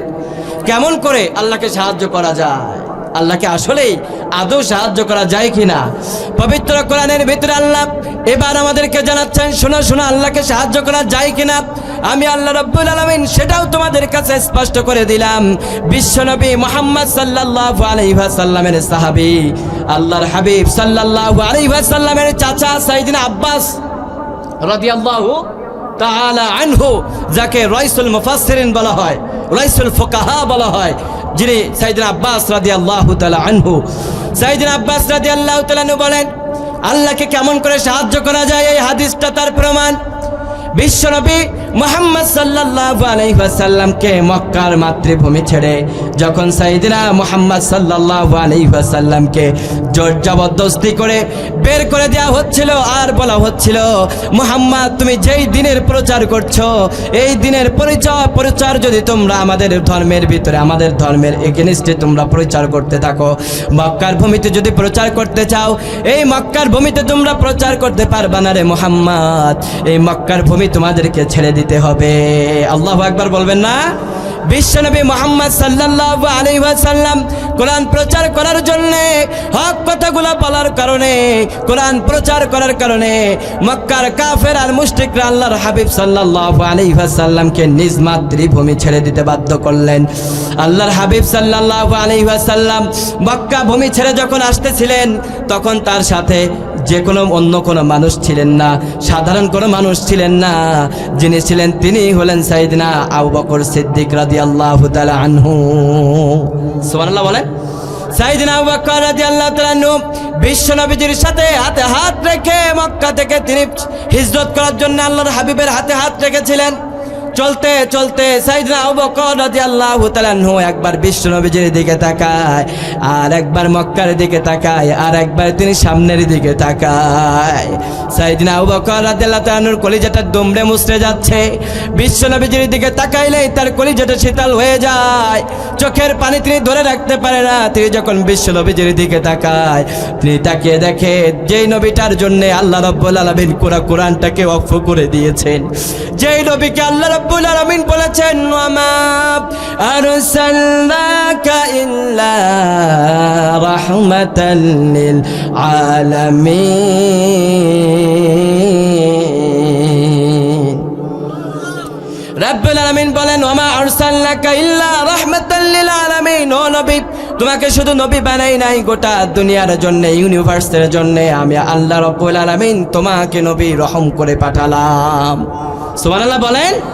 আমার ভাইরা, সাইয়েদনা আবু বকর রাদিয়াল্লাহু তাআলা আনহু বিশ্বনবীর চোখের দিকে তাকায়, মুখের দিকে তাকায়, আর এই কথা তিনি স্মরণ করে যে আল্লাহর হাবিব সাল্লাল্লাহু আলাইহি ওয়াসাল্লাম কোন কওমের নবী তো তিনি নন, অন্যান্য নবীদেরকে আল্লাহ রাব্বুল আলামিন কওমের জন্য পাঠিয়েছেন, আমাদের নবীকে আল্লাহ কওমের জন্য পাঠিয়েছেন নাকি গোটা নবী, গোটা মানুষের জন্য পাঠিয়েছেন, গোটা মানব জাতির জন্য আল্লাহ পাঠিয়েছেন।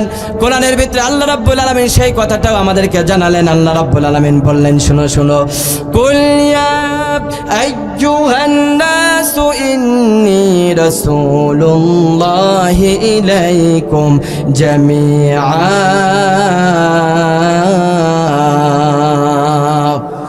রাব্বুল আলামিন বললেন, ও নবী, কোন কওমের জন্য না, আরবের জন্য না, অনারবের জন্য না, গোটা বিশ্ববাসীর জন্য। জামিআ শব্দ দিয়ে, বহুবচন শব্দ দিয়ে আল্লাহ বুঝালেন গোটা ইউনিভার্সের জন্য, গোটা মানব জাতির জন্য আমি আল্লাহ রাব্বুল আলামিন তোমাকে নবী করে পাঠাইলাম। সাইয়েদনা আবু বকর রাদিয়াল্লাহু তাআলা আনহু বিশ্বনবীর মুখের দিকে তাকায়, আর কলিজাটা দুমড়ে মুচড়ে যায় এই কথা ভেবে, দুজাহানের বাদশা যেই নবীকে আল্লাহ গোটা দুনিয়ার মানুষের জন্য নবী করে পাঠাইছে, যেই নবীকে আল্লাহ রহম হিসেবে প্রেরণ করেছে, ওই নবীকে আজকে কুরাইশরা নিজ মাতৃভূমি ছেড়ে তাকে বের করে দিতে বাধ্য হয়েছে, বের করে দিচ্ছে। নবী সাল্লাল্লাহু আলাইহি ওয়াসাল্লাম মক্কার দিকে তাকায় আর কলিজাটা ফেটে যায়। হায় রে, এই মক্কাতে আমার পিতার কবর। মক্কার দিকে তাকায় আর স্বপ্নের দিকে তাকায় নবী আমার।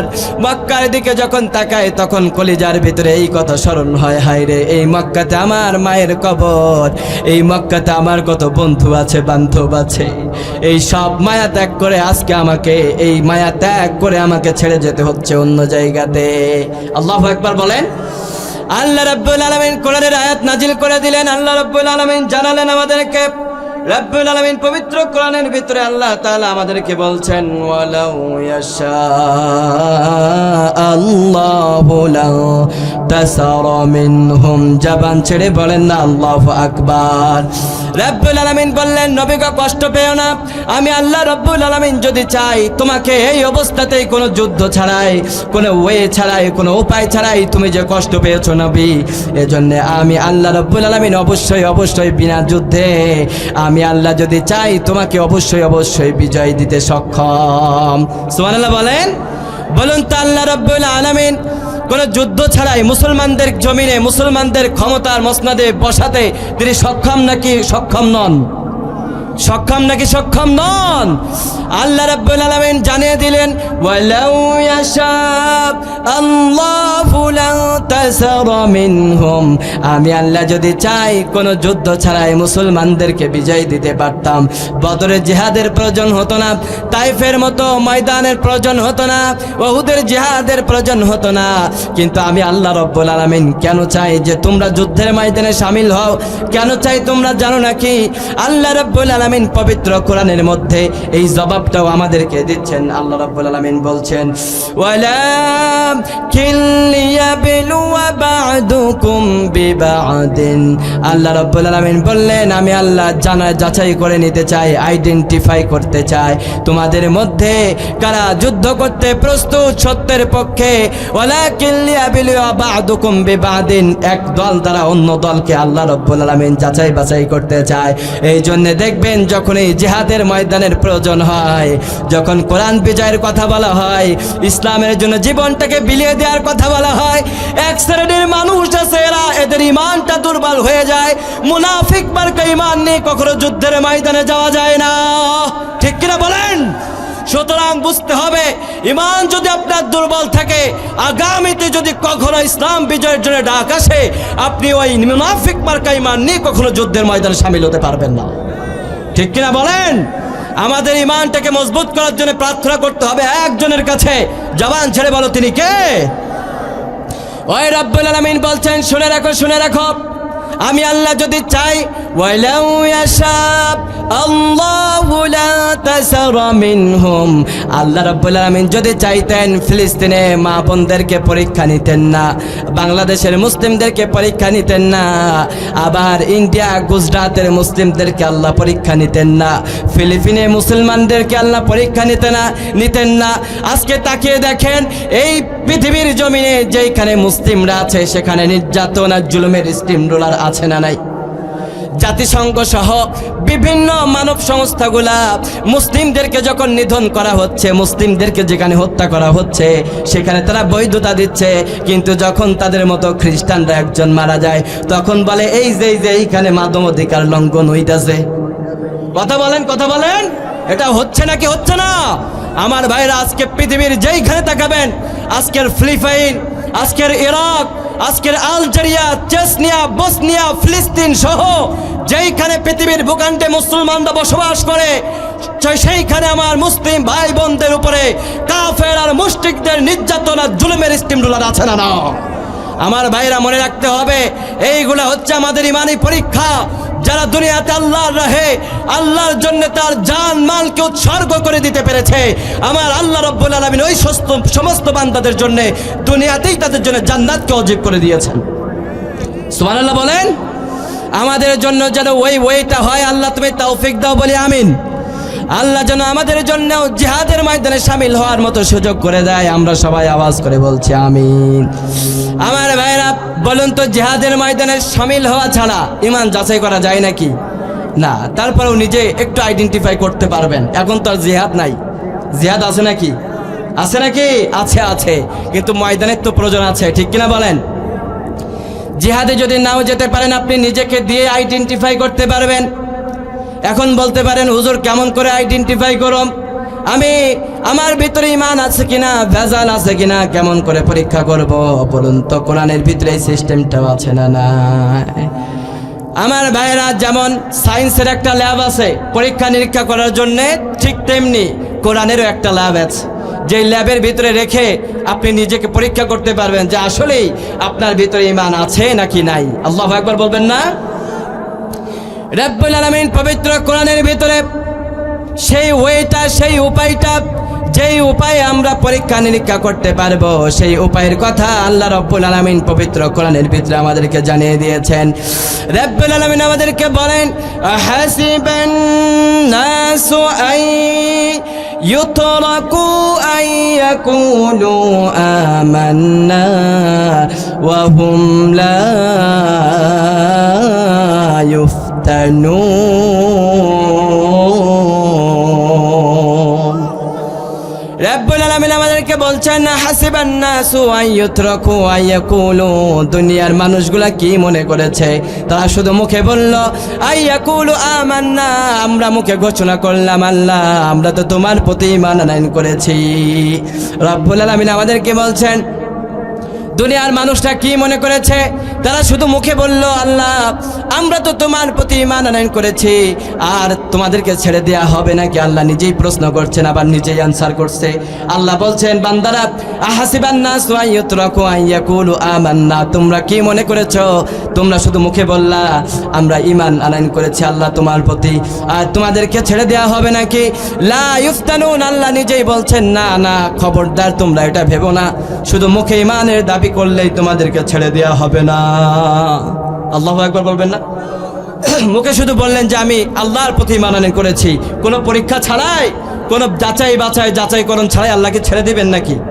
একটু জিকির করেন, লা ইলাহা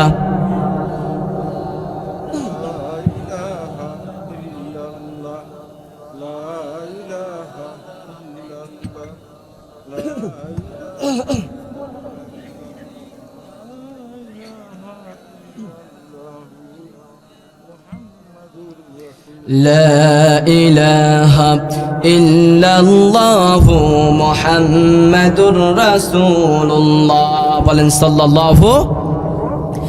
আমার ভাইয়েরা, কেমন করে আপনি যাচাই করবেন? কেননা যাচাই তো করতেই হবে, আল্লাহ এমনি এমনি বলেন নাই। আল্লাহ তো নিজেই ঘোষণা করে দিয়েছেন, আমার বান্দারা শুধু মুখে এই কথা ঘোষণা করলে হবে না, আইয়াকুলু আমান্না, আল্লাহ তোমার প্রতি বিশ্বাস স্থাপন করেছি, ও আল্লাহ তোমার রাসূলের প্রতি বিশ্বাস স্থাপন করেছি, ও আল্লাহ তুমি যে কোরআন নাজিল করেছো এই কোরআনের প্রতি ঈমান আনয়ন করেছি। আল্লাহ বললেন শুধু এই কথা মুখে বললি আর ভাবলি তোরে ছেড়ে দেওয়া হবে, ওয়া হুম লা ইফতানুন, খবরদার খবরদার আমি আল্লাহ তোদেরকে ছেড়ে দেব না। পরের আয়াতে আল্লাহ তাআলা জবাব দিচ্ছেন কেন ছেড়ে দিবেন না। আল্লাহ বললেন, ওয়ালাকাদ ফাতান্নাল্লাযীনা মিন ক্বাবলিহিম ফালায়া'লামান্নাল্লাহুল্লাযীনা সাদাকু ওয়ালায়া'লামান্নাল কাযিবিন।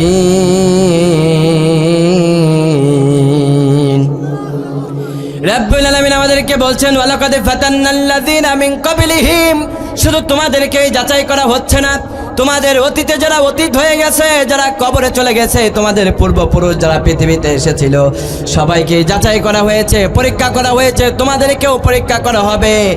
আমরা বললাম আল্লাহ যদি পরীক্ষা না করো তাহলে কি হবে না? আল্লাহ রাব্বুল আলামিন বললেন না না, তাহলে হবে না, আমি আল্লাহ অবশ্যই তোমাদেরকে পরীক্ষা করে নেব। আমরা বললাম আল্লাহ কেন পরীক্ষা করবে? আল্লাহ বললেন শোনো, ফাতান্নাল্লাযীনা মিন ক্বাবলিহিম ফালায়া'লামান্নাল্লাহুল্লাযীনা সাদাকু, আল্লাহ বললেন ফালায়া'লামান্নাল্লাহুল্লাযীনা সাদাকু, আমি আল্লাহ রাব্বুল আলামিন যাচাই করতে চাই তোমাদের মধ্যে কারা ঈমানের দাবিতে সত্যবাদী, ওয়ালা ইয়া'লামান্নাল কাযিবিন, আর মুখে ইমানের কথা বলে, মুখে ইমানের কথা বলে তারা ইমানটাকে সংরক্ষণ করে না, তারা মিথ্যাবাদী, তারা মুমিন না। কারণ ইমানের দাবিতে সত্যবাদী। ফালা ইয়ালামান্নাল্লাহু আল্লাযীনা সাদাকু ওয়া লা ইয়ালামান্নাল কাযিবিন। আর কারা মিথ্যাবাদী যাচাই করার জন্য অতীতেও আমি আল্লাহ পরীক্ষা করেছি, বর্তমানেও পরীক্ষা চলে, ভবিষ্যতেও পরীক্ষা চলবে নাকি চলবে না। যতই পরীক্ষা ইমানের আসুক না কেন, সকল পরীক্ষায় আমাদের ধৈর্যের সাথে উত্তীর্ণ হওয়ার দরকার আছে না নাই? এই পরীক্ষা যদি আমাদের জন্য কষ্টসাধ্যও হয়ে যায়, আমাদের যদি প্রাণটাও দিতে হয়, ওই প্রাণটা আল্লাহর রাহে আমরা দিতে প্রস্তুত আছি না নাই? আল্লাহ রাব্বুল আলামিন নিজেই বলছেন কোন কোন বিষয়ে তোমাদের পরীক্ষা হবে। দেখেন, আল্লাহ শুধু পরীক্ষার কথা বলেনি নাই, আল্লাহ সাবজেক্টগুলোকে স্পষ্ট করে দিয়েছেন। রব্বুল আলামিন স্পষ্ট ভাষায় খুবই স্পেসিফিক ভাবে আল্লাহ রব্বুল আলামিন আমাদেরকে জানিয়ে দিলেন। রব্বুল আলামিন আমাদেরকে বলছেন, শোনো শোনো, কোন কোন বিষয়ের উপরে তোমাদের পরীক্ষাগুলো সংগঠিত হবে, তোমাদের কোন কোন পরীক্ষার উপরে তোমাদের এক্সপেরিমেন্ট করা হবে, আমি আল্লাহ জানিয়ে দিলাম। সূরাতুল বাকারার 155 নম্বর আয়াতের ভিতরে আল্লাহ বললেন, ওয়ালা নাবিলুওয়ান্নাকুম বিশাইইম মিনাল খাউফি ওয়াল জু'i ওয়া نقص من الأموال والأنفس والثمرات وبشر الصابرين।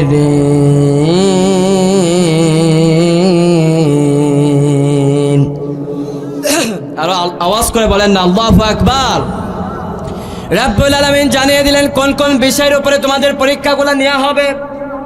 আমার ভাইরা, আল্লাহ রাব্বুল আলামিন প্রথমে আমাদেরকে জানালেন ওয়ালা নাবিলুয়ান্নাকুম, অবশ্যই তোমাদেরকে পরীক্ষা করা হবে। তার মানে বোঝা গেল পরীক্ষা করা ছাড়া কেউ দুনিয়াতে মুমিন হতে পারবে না, পরীক্ষা করা ছাড়া আল্লাহর প্রিয় হওয়া যাবে না, পরীক্ষা দেওয়া ছাড়া আল্লাহর খাতায় মুমিন হিসেবে আমাদের নামটা কখনো উঠবে না। তার মানে আমাদের পরীক্ষা দিতেই হবে। আপনি বয়োবৃদ্ধ হন, আপনি যুবক হন, আপনি মধ্যম বয়স্ক মানুষ হন, আপনি মহিলা হন, আপনি মা হন, আপনি বোন হন, আপনি যাই হন না কেন, আমাদের সবাইকে পরীক্ষা ছাড়া কখনো মুমিন হিসেবে কবুল করবেন না। যিনি ওয়াদা করছেন, যিনি জবান ছেড়ে বলেন, তিনি কে? আল্লাহ তো নিজেই বলছেন ওয়ালা নাবিলুয়ান্নাকুম, খবরদার ভেবো না তোমাদেরকে ছেড়ে দেওয়া হবে। লা ইফতানুন, ছেড়ে দেওয়া হবে না, ছেড়ে দেবেন না আল্লাহ।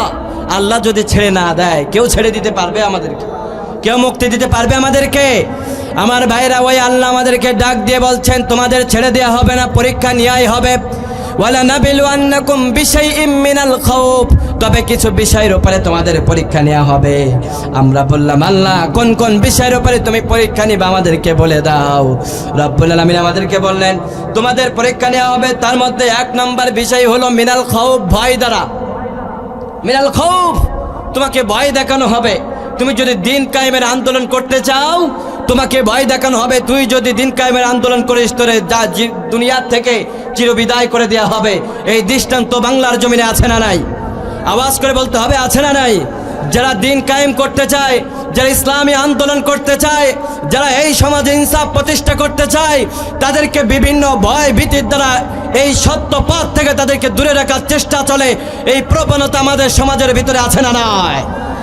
আল্লাহ রাব্বুল আলামিনের জন্য বললেন মিনাল খাউফ, ভয় দ্বারা অবশ্যই অবশ্যই তোমাদেরকে পরীক্ষা করা হবে। জেনে রাখো, এই পরীক্ষার বিষয়গুলো না জেনে যদি বাসায় চলে যান, আমার ভাইরা, পরীক্ষা যখন আসবে তখন যদি হতাশ হয়ে যান, তখন কিন্তু আর কাজে লাগবে না। ঠিক কিনা বলেন? এই জন্য রাব্বুল আলামিন বলেন মিনাল খাউফ, 1 নম্বরে তোমাদের ভয় দ্বারা পরীক্ষা করা হবে। কিন্তু যারা ভয়কে জয় করতে পারবা, জেনে রাখো তোমাদের কোনো ভয় নাই। যদি তোমাদেরকে শুলের কাষ্টেও চড়ায়, ইমানটা আনার কারণে, মুসলিম হওয়ার কারণে তোমাদেরকে যদি বুলেটের সামনে দাঁড় করিয়ে দেয়, তোমাদের উপরে যদি মিসাইলের আঘাত করে, তোমাদের উপরে যদি ক্ষেপণাস্ত্র ছুড়ে মারে, তোমরা আল্লাহর প্রতি যে ঈমান আনয়ন করেছো, এর থেকে তোমরা দূরে সরে যেও না। সুবহানাল্লাহ বলেন। মুমিনরা যখন মারা যায় পরীক্ষা দেওয়ার সময়, ওই মৃত্যুটাও তার জন্য সহজ করে দেয় কে? আর যখন কোনো মুনাফিক ঘরের ভিতরে জিহাদের তামান্না না নিয়ে মারা যায় ধুকে ধুকে, তার চেহারার পরিবর্তন আছে না নাই? জোরে বলেন না কেন, আছে না নাই? যখন কোন মুমিন ব্যক্তিরা মারা যায়, বিশ্বনবী মুহাম্মদ সাল্লাল্লাহু আলাইহি ওয়াসাল্লাম হাদিসের ভিতরে স্পষ্টভাবে তিনি বলে দিয়েছেন, আল্লাহর হাবিব বলেন, শোনো শোনো, আল্লাহ রাব্বুল আলামিন এমন এক শ্রেণীর মানুষদেরকে তিনি সাক্ষাৎ লাভের জন্য উদ্গ্রীব হয়ে থাকেন। আল্লাহ রাব্বুল আলামিন তাদের সাক্ষাৎ লাভের জন্য অপেক্ষা করতে থাকেন। আর দুনিয়াতে এমন এক শ্রেণীর মানুষ আছে যারা আল্লাহর সান্নিধ্য লাভের জন্য পাগলপারা হয়ে থাকে। আল্লাহও তাদের চায়, তারাও আল্লাহকে চায়। আল্লাহর হাবিব বললেন, এই সমস্ত মানুষদের সিমটম হলো এরা হলো মুমিন। এরা যখন মারা যাবে বুঝে নিও, এদের মৃত্যু সিমটম দেখে তোমরা বুঝতে পারবা এরা দুনিয়াতে মুমিন ছিল। সুবহানাল্লাহ বলতে ইচ্ছে করবে না। আপনি মারা গেলে আপনার এই সিমটম দেখে আপনার আশেপাশের মানুষও বলতে পারবে যে আপনি আল্লাহর হুকুম মেনেছেন নাকি মানেন নাই। তবে খুবই খুবই ক্ষীণ হতে পারে যে দুই একটা জায়গায় পরিবর্তন হতে পারে, কিন্তু ম্যাক্সিমাম ক্ষেত্রে এটা পারফেক্ট হয়ে থাকে। সুবহানাল্লাহ বলেন। কেমন করে সেটা বুঝবেন? বিশ্বনবী মুহাম্মদ সাল্লাল্লাহু আলাইহি ওয়াসাল্লাম হাদিসের ভিতরে বলেছেন, এক শ্রেণীর মানুষ আছে যাদের প্রাণ পাখিটা নেওয়ার জন্য, রূহটা কবজ করার জন্য আসমান থেকে আল্লাহ রাব্বুল আলামিন মালাকুল মাউতকে যখন বলে, মালাকুল মাউত অমুক জায়গাতে আব্দুর রহমান নামে ওই ব্যক্তির সময়টা ঘনিয়ে শেষ হয়ে গেছে, বাগেরহাটের অমুক জায়গাতে ওই এলাকাতে একজন ব্যক্তির হায়াত শেষ হয়ে গেছে, তুমি তার কাছে চলে যাও। মালাকুল মাউত যখন তার কাছে আসতে থাকে, আল্লাহ রাব্বুল আলামিন জান্নাতের ফেরেশতাদের দিকে দৃষ্টিপাত করে তাদেরকে বলে, ও জান্নাতের ফেরেশতারা, তোমরা কিসের জন্য অপেক্ষা করছো? দুইজন ফেরেশতা মালাকুল মাউতের সাথে আমার ওই বান্দার কাছে তোমরা হাজির হয়ে যাও। দুইজন ফেরেশতা জান্নাত থেকে পাঠায় কে?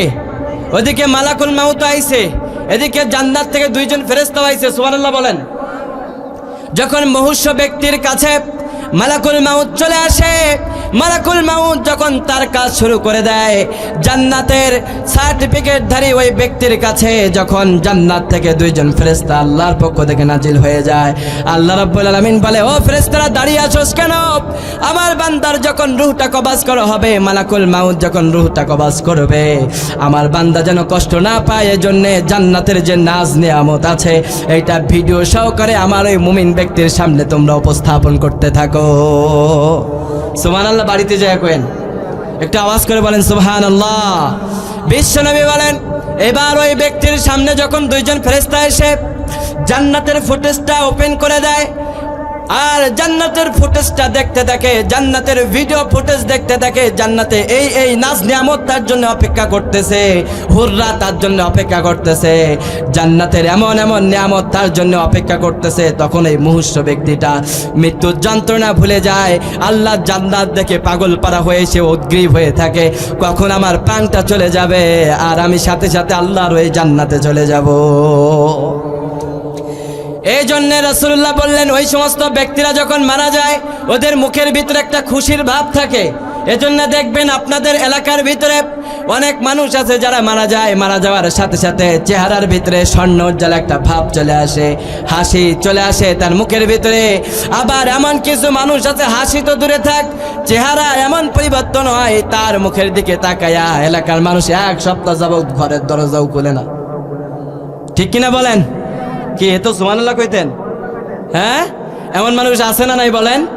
যারা মারা যাওয়ার পর মৃত ব্যক্তির মুখ দেখা তো দূরে থাক, মৃত ব্যক্তির মুখটা দেখে এলাকার মানুষ এক সপ্তাহ যাবত রাত্রে কখনো ভয়ে দরজা খুলতে পারে না। এমন পরিবর্তন হওয়া তার হয়েছে তার চেহারার ভিতরে। নাউযুবিল্লাহ বলেন। এই ভয়ানক মৃত্যু যেন আল্লাহ আমাদের কারো না দেয়, বলি আমিন। আমার ভাইরা, আপনি যদি মুমিন হতে না পারেন, ওই যে স্যাটিসফাইড হওয়া মুমিন, যেই মুমিনকে আল্লাহ পরীক্ষা নেবেন, মনে আছে তো আপনাদের? নাকি খেলা ফেলাইছেন? পরীক্ষা কি আল্লাহ নেবেন না? আল্লাহ সবাইকে পরীক্ষা নেবে। আমার ভাইরা, আপনি যদি পরীক্ষা না দিতে পারেন, আপনি যদি উত্তীর্ণ না হতে পারেন, আপনার চেহারার ভিতরে বিকৃতি আসতে পারে। মানুষ মারা যাওয়ার পরে আপনার চেহারা দেখে দৌড়ে পালাতে থাকবে। কান্না তো দূরে থাক, আত্মীয় স্বজন আপনার শেষ বিদায়ের মুখটাও দেখা সৌভাগ্য লাভ করতে পারবে না। আমার ভাইরা, এই ভয়ানক মৃত্যু যেন আমাদের কারো না হয়, আমরা বলি আমিন। এই জন্য ভাইরা, কখনো ইসলাম বিরোধী কাজ করবেন না, সুদ খাবেন না, ঘুষ খাবে না। ঘুষ খাওয়া যাবে নাকি? সুদ খাওয়া যাবে নাকি? অন্যের জমি দখল করা যাবে মনে হয়? দখলগিরি এগুলি আছে নাকি? এগুলি আপনাদের এলাকায় আছে? আল্লাহ হেফাজত করো, বলি আমিন। আমার ভাইয়েরা, রাব্বুল আলামিন বললেন, এজন্য জেনে রাখো তোমাদের 1 নম্বর পরীক্ষা হবে খৌফ, ভয় দ্বারা। সুবহানাল্লাহ বলেন। ইমানের পথে চলতে গিয়ে যদি আমাদেরকে ভয় দেখানো হয়, তারপরে ওই ভয়কে উত্তীর্ণ করে, ভয়কে জয় করে পরীক্ষা দিতে আমরা প্রস্তুত আছি না নাই? সাইয়েদনা খুবাইব আর খাব্বাবের মতো শুধু পরীক্ষা না, তাদের মতো জীবনের সর্বোচ্চ টাকা বিলিয়ে দেব, কারণ আমরা জানি আমাদের জান এবং মালটা আমরা একজনের কাছে বিক্রয় করে দিয়েছি। তিনি কে? রব্বুল আলামিন বলে দিয়েছেন, ইন্নাল্লাহা আশতারা মিনাল মুমিনিনা আনফুসাহুম ওয়া আমওয়ালাহুম বিআন্না লাহুমুল জান্নাহ। জোরে জোরে বলেন না আল্লাহু আকবার। রব্বুল আলামিন বললেন, ইন্নাল্লাহা আশতারা মিনাল মুমিনিন, তোমরা জেনে রাখো আমার মুমিন বান্দাদের সাথে যারা স্যাটিসফাইড মুমিন, যাদেরকে আইডেন্টিফাই করা হয়ে গেছে, যারা পরীক্ষায় উত্তীর্ণ হয়েছে, এই সমস্ত মুমিনদের সাথে আমার একটা কমিটমেন্ট হয়েছে। আমরা বললাম, আল্লাহ কি কমিটমেন্ট? তারা আপনার সাথে কি কমিটমেন্ট করেছে আপনি বলুন, আমরাও তো আপনার সাথে কমিটমেন্ট করতে চাই। রব্বুল আলামিন তখন আমাদেরকে ডাক দিয়ে বলে, শোনো, তাদের সাথে আমার কমিটমেন্টটা হলো, কুল ইন্না সলাতি ওয়া নুসুকি ওয়া মাহইয়ায়া ওয়া মামাতি লিল্লাহি রাব্বিল আলামিন।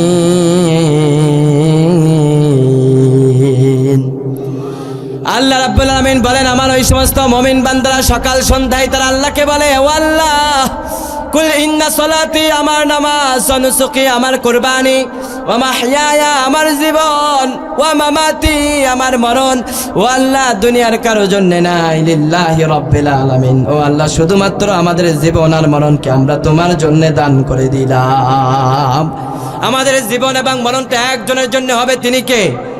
এবার যারা জীবন এবং মরণকে আল্লাহর জন্য করতে পারবে, আল্লাহ বলছেন, ইন্নাল্লাহা আশতারা মিনাল মুমিনিন, আমার মুমিন বান্দা যখন আমি আল্লাহর সাথে কমিটমেন্ট করেছে, ওয়াদা করেছে, ও আল্লাহ, ইন্নাল্লাহা আশতারা মিনাল মুমিনিনা আনফুসাহুম, আল্লাহ আমার জীবন, ওয়া আমওয়ালাহুম, আমার উপার্জন করা যত সম্পদ আছে, আমার সম্পদ, আমার জীবন যা আছে, ও আল্লাহ সবটা আমি তোমার রাহে কুরবানি করে দিলাম, তোমার কাছে বিক্রি করে দিলাম। আল্লাহ বললেন, তুই জানোস নাকি, তুই যে আমি আল্লাহর জন্য ওয়াকফ করে দিলি, তুই যে আমি আল্লাহর কাছে বিক্রয় করে দিলি, আমি আল্লাহ রব্বুল আলামিন তোরে খালি হাতে ফেরাবো না।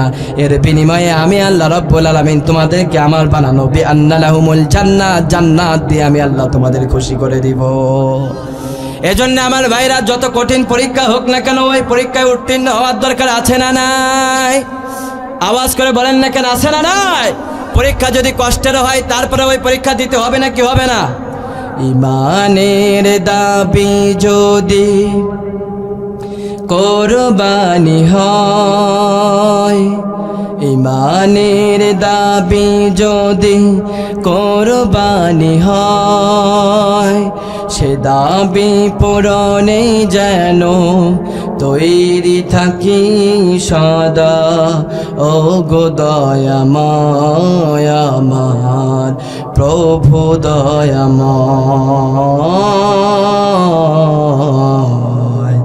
ও গো দয়াময় আমার প্রভু দয়াময়। বলেন আমিন। যত কঠিন পরীক্ষা হোক না কেন, ওই পরীক্ষায় উত্তীর্ণ হওয়ার দরকার আছে না নাই?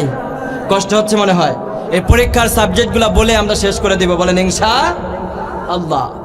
এক নম্বরে আমরা জানলাম, ভয় দ্বারা পরীক্ষা করবে কে? আওয়াজ করে বলেন কে? এরপরে রাব্বুল আলামিন বললেন, 2 নম্বরে তোমাদের পরীক্ষা হবে ওয়াল জুই, ক্ষুধা দ্বারা, অর্থাৎ তোমার রিজিক তোমার থেকে কেড়ে নেওয়ার চেষ্টা করা হবে। তুমি যদি কোরআন পড়ো, ইসলামটাকে মানো, তুমি যদি 5 ওয়াক্ত নামাজ আদায় করো, লম্বা দাড়ি রাখো, তোমার দাড়ির কারণে তোমার চাকরি চলে যাবে, আছে না নাই? বলেন, 5 ওয়াক্ত নামাজের কারণে তোমার মালিক তোমার পছন্দ করে না। আরে তুই খালি নামাজ পড়োস, নামাজ পড়োস কি লেগা? নামাজ পড়া লাগবে না, যেই সময় তুই নামাজ পড়তেছ সেই সময়টা আমার ক্ষেত খামারে আরো বেশি করে লাগা, আছে না নাই? বলেন আমার ভাইয়েরা, যখন আপনি নামাজ পড়বেন, 5 ওয়াক্ত নামাজের পাবন্দি হবেন, এই সমস্ত মানুষগুলা তখন আপনার চাকরির ভিতরে তারা হস্তক্ষেপ করবে, আপনার চাকরির থেকে তারা বরখাস্ত করতে পারে। কিন্তু আল্লাহ রাব্বুল আলামিন আগেই জানিয়ে দিয়েছেন, আমি আল্লাহ রাব্বুল আলামিন অর্থনৈতিক মন্দা দ্বারা তোদেরকে পরীক্ষা করব। তোদের রিজিকের ভিতরে ভেজাল লাগাতে পারে, তোদের চাকরির ভিতরে ভেজাল লাগাতে পারে, কিন্তু জেনে রাখো, তোমরা যারা কোরআনটা মানার কারণে ইসলামটা মানার কারণে তোমাদের চাকরিও যদি চলে যায়, তোমাদের রিজিকের ভিতরে যদি বিঘ্ন ঘটায়, তবে জেনে রাখো তোমরা হতাশ হবে না। আমি আল্লাহ রাব্বুল আলামিন তোমাদের জন্য জান্নাতটাকে তৈরি করে রেখেছি।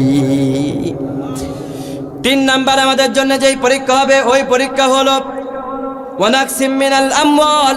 এবার রব্বুল আলামিন আমাদের জন্য যেই সম্পদ দিয়েছেন দুনিয়াতে, সম্পদ আমাদের আছে না নাই? আসতে বলেন, কেন আছে না নাই? এই সম্পদ দ্বারা আল্লাহ পরীক্ষা করবেন। কেমন করে পরীক্ষা করবেন? ছোট্ট একটা স্টোরি শোনা। এটা স্টোরি না, এটা শানে নুজুল, সূরা আসরের শানে নুজুল। সুবহানাল্লাহ বলেন। সাইয়েদনা আবু বকর রাদিয়াল্লাহু তাআলা আনহুকে দিয়ে আমি বোঝাচ্ছি আপনাদেরকে ওয়াল আমওয়াল দ্বারা কেমন পরীক্ষা হতে পারে। সাইয়েদনা আবু বকর রাদিয়াল্লাহু তাআলা আনহুর ব্যবসায়ী জীবনে একজন খুব ঘনিষ্ঠ বন্ধু ছিল, তার নাম হচ্ছে কালাদা ইবনে উসায়েদ। নাম কি? কালাদা ইবনে উসায়েদ। ব্যবসায়ী জীবনে, বিজনেস জীবনে তার খুব ঘনিষ্ঠ একজন বন্ধু ছিল। সাইয়েদনা আবু বকর রাদিয়াল্লাহু তাআলা আনহুকে কালাদা ইবনে উসায়েদ একবার আল্লাহর হাবিবে সাল্লাল্লাহু আলাইহি ওয়াসাল্লামের প্রাণপ্রিয় দোস্ত, প্রাণপ্রিয় সাহাবী সাইয়েদনা আবু বকর রাদিয়াল্লাহু তাআলা আনহুর কাছে এসে বলতেছে, ও আবু বকর, তোমার যে এত সম্পদ দিল, তোমার যে এত ভালো ব্যবসা বাণিজ্য ছিল, তোমার কি ভূতে কিলাইছে নাকি? সেই সম্পদ তো সব শেষ করে ফেলেছো রে আবু বকর। তোমার ব্যবসায় তো ভাটা পড়েছে। কি এক ধর্মে পাগল পারা হইছো রে আবু বকর। এই ধর্মের পাল্লাই পরে তুমি তোমার ব্যবসাটাকে লাঠে উঠাইছো। এখন তো আর ব্যবসা নাই, শুধু লস আর লস। ও আবু বকর, তুমি কি পাগল হয়ে গেছো নাকি? তোমার ব্যবসায় তো ভাটা পড়েছে, তুমি তো ধ্বংস হয়ে গেলা। আল্লাহ রাব্বুল আলামিন সূরা আসর নাজিল করে আল্লাহ জানালেন, ওয়াল আসরি ইন্নাল ইনসানা লাফি খুসরিন। আল্লাহু আকবার বলেন। আল্লাহ রাব্বুল আলামিন কালাদা ইবনে উসাইদের জবাবে আল্লাহ রাব্বুল আলামিন জানিয়ে দিলেন, আবু বকর রাদিয়াল্লাহু তাআলা আনহু কথার প্রতি উত্তরে তিনি বললেন, শোনো শোনো কালাদারে, আল্লাহ রাব্বুল আলামিন আমাকে যেই সম্পদ দিয়েছেন, এই সম্পদ আল্লাহ দিয়েছেন, ওই সম্পদকে আমি আল্লাহর রাস্তায় বিলিয়ে দিয়েছি। আমি জানি এর বিনিময় আল্লাহ রাব্বুল আলামিন আমার জন্য আখিরাতে রেখে দিয়েছে। আমার জন্য কোনো লস নাই। লস তো তাদের যারা আল্লাহর প্রতি ঈমান আনেন করে না। সাথে সাথে আল্লাহ রাব্বুল আলামিন কোরআনের আয়াতটাও নাজিল করে দিয়েছেন। সুবহানাল্লাহ বলেন। আল্লাহ বললেন, ইন্নাল ইনসানা লাফি খুসরিন। দুনিয়াতে যত মানুষ আছে সব মানুষগুলা ক্ষতির মধ্যে, শুধু এক শ্রেণীর মানুষ ছাড়া যারা আল্লাহর প্রতি ঈমান আনয়ন করেছে, ইল্লাল্লাযিনা আমানু, যারা আল্লাহর প্রতি ঈমান আনয়ন করেছে, ওয়া আমিলুস সালিহাত, আমলে সালেহ করেছে, তাদেরকে ক্ষতির থেকে বাঁচিয়ে দিয়েছেন কে? জবান ছেড়ে বলেন না কে? এজন্য আমার ভাইরা, কোরআন মানার কারণে, ইসলাম মানার কারণে অনেক বন্ধুরাও আপনারা এসে বলতে পারে, তুই কি শুরু করছস? পাগল হইছস নি? তুই এত মসজিদে দান করস কে? এত মাদ্রাসাতে দান করস কেন? এত তুই কোরআনের মাহফিলে দান করস কেন? তোর কি পাগলে কামড়াইছে নাকি? আপনি এক কথাই বলবেন, সম্পদ দিয়েছে যে আল্লাহ, ওই আল্লাহর জন্য বিলাতে কিসের কৃপণতা? ঠিক কিনা বলেন? আল্লাহ যে সম্পদ দিয়েছেন, এই সম্পদ বিলাতে কৃপণতা করা যাবে?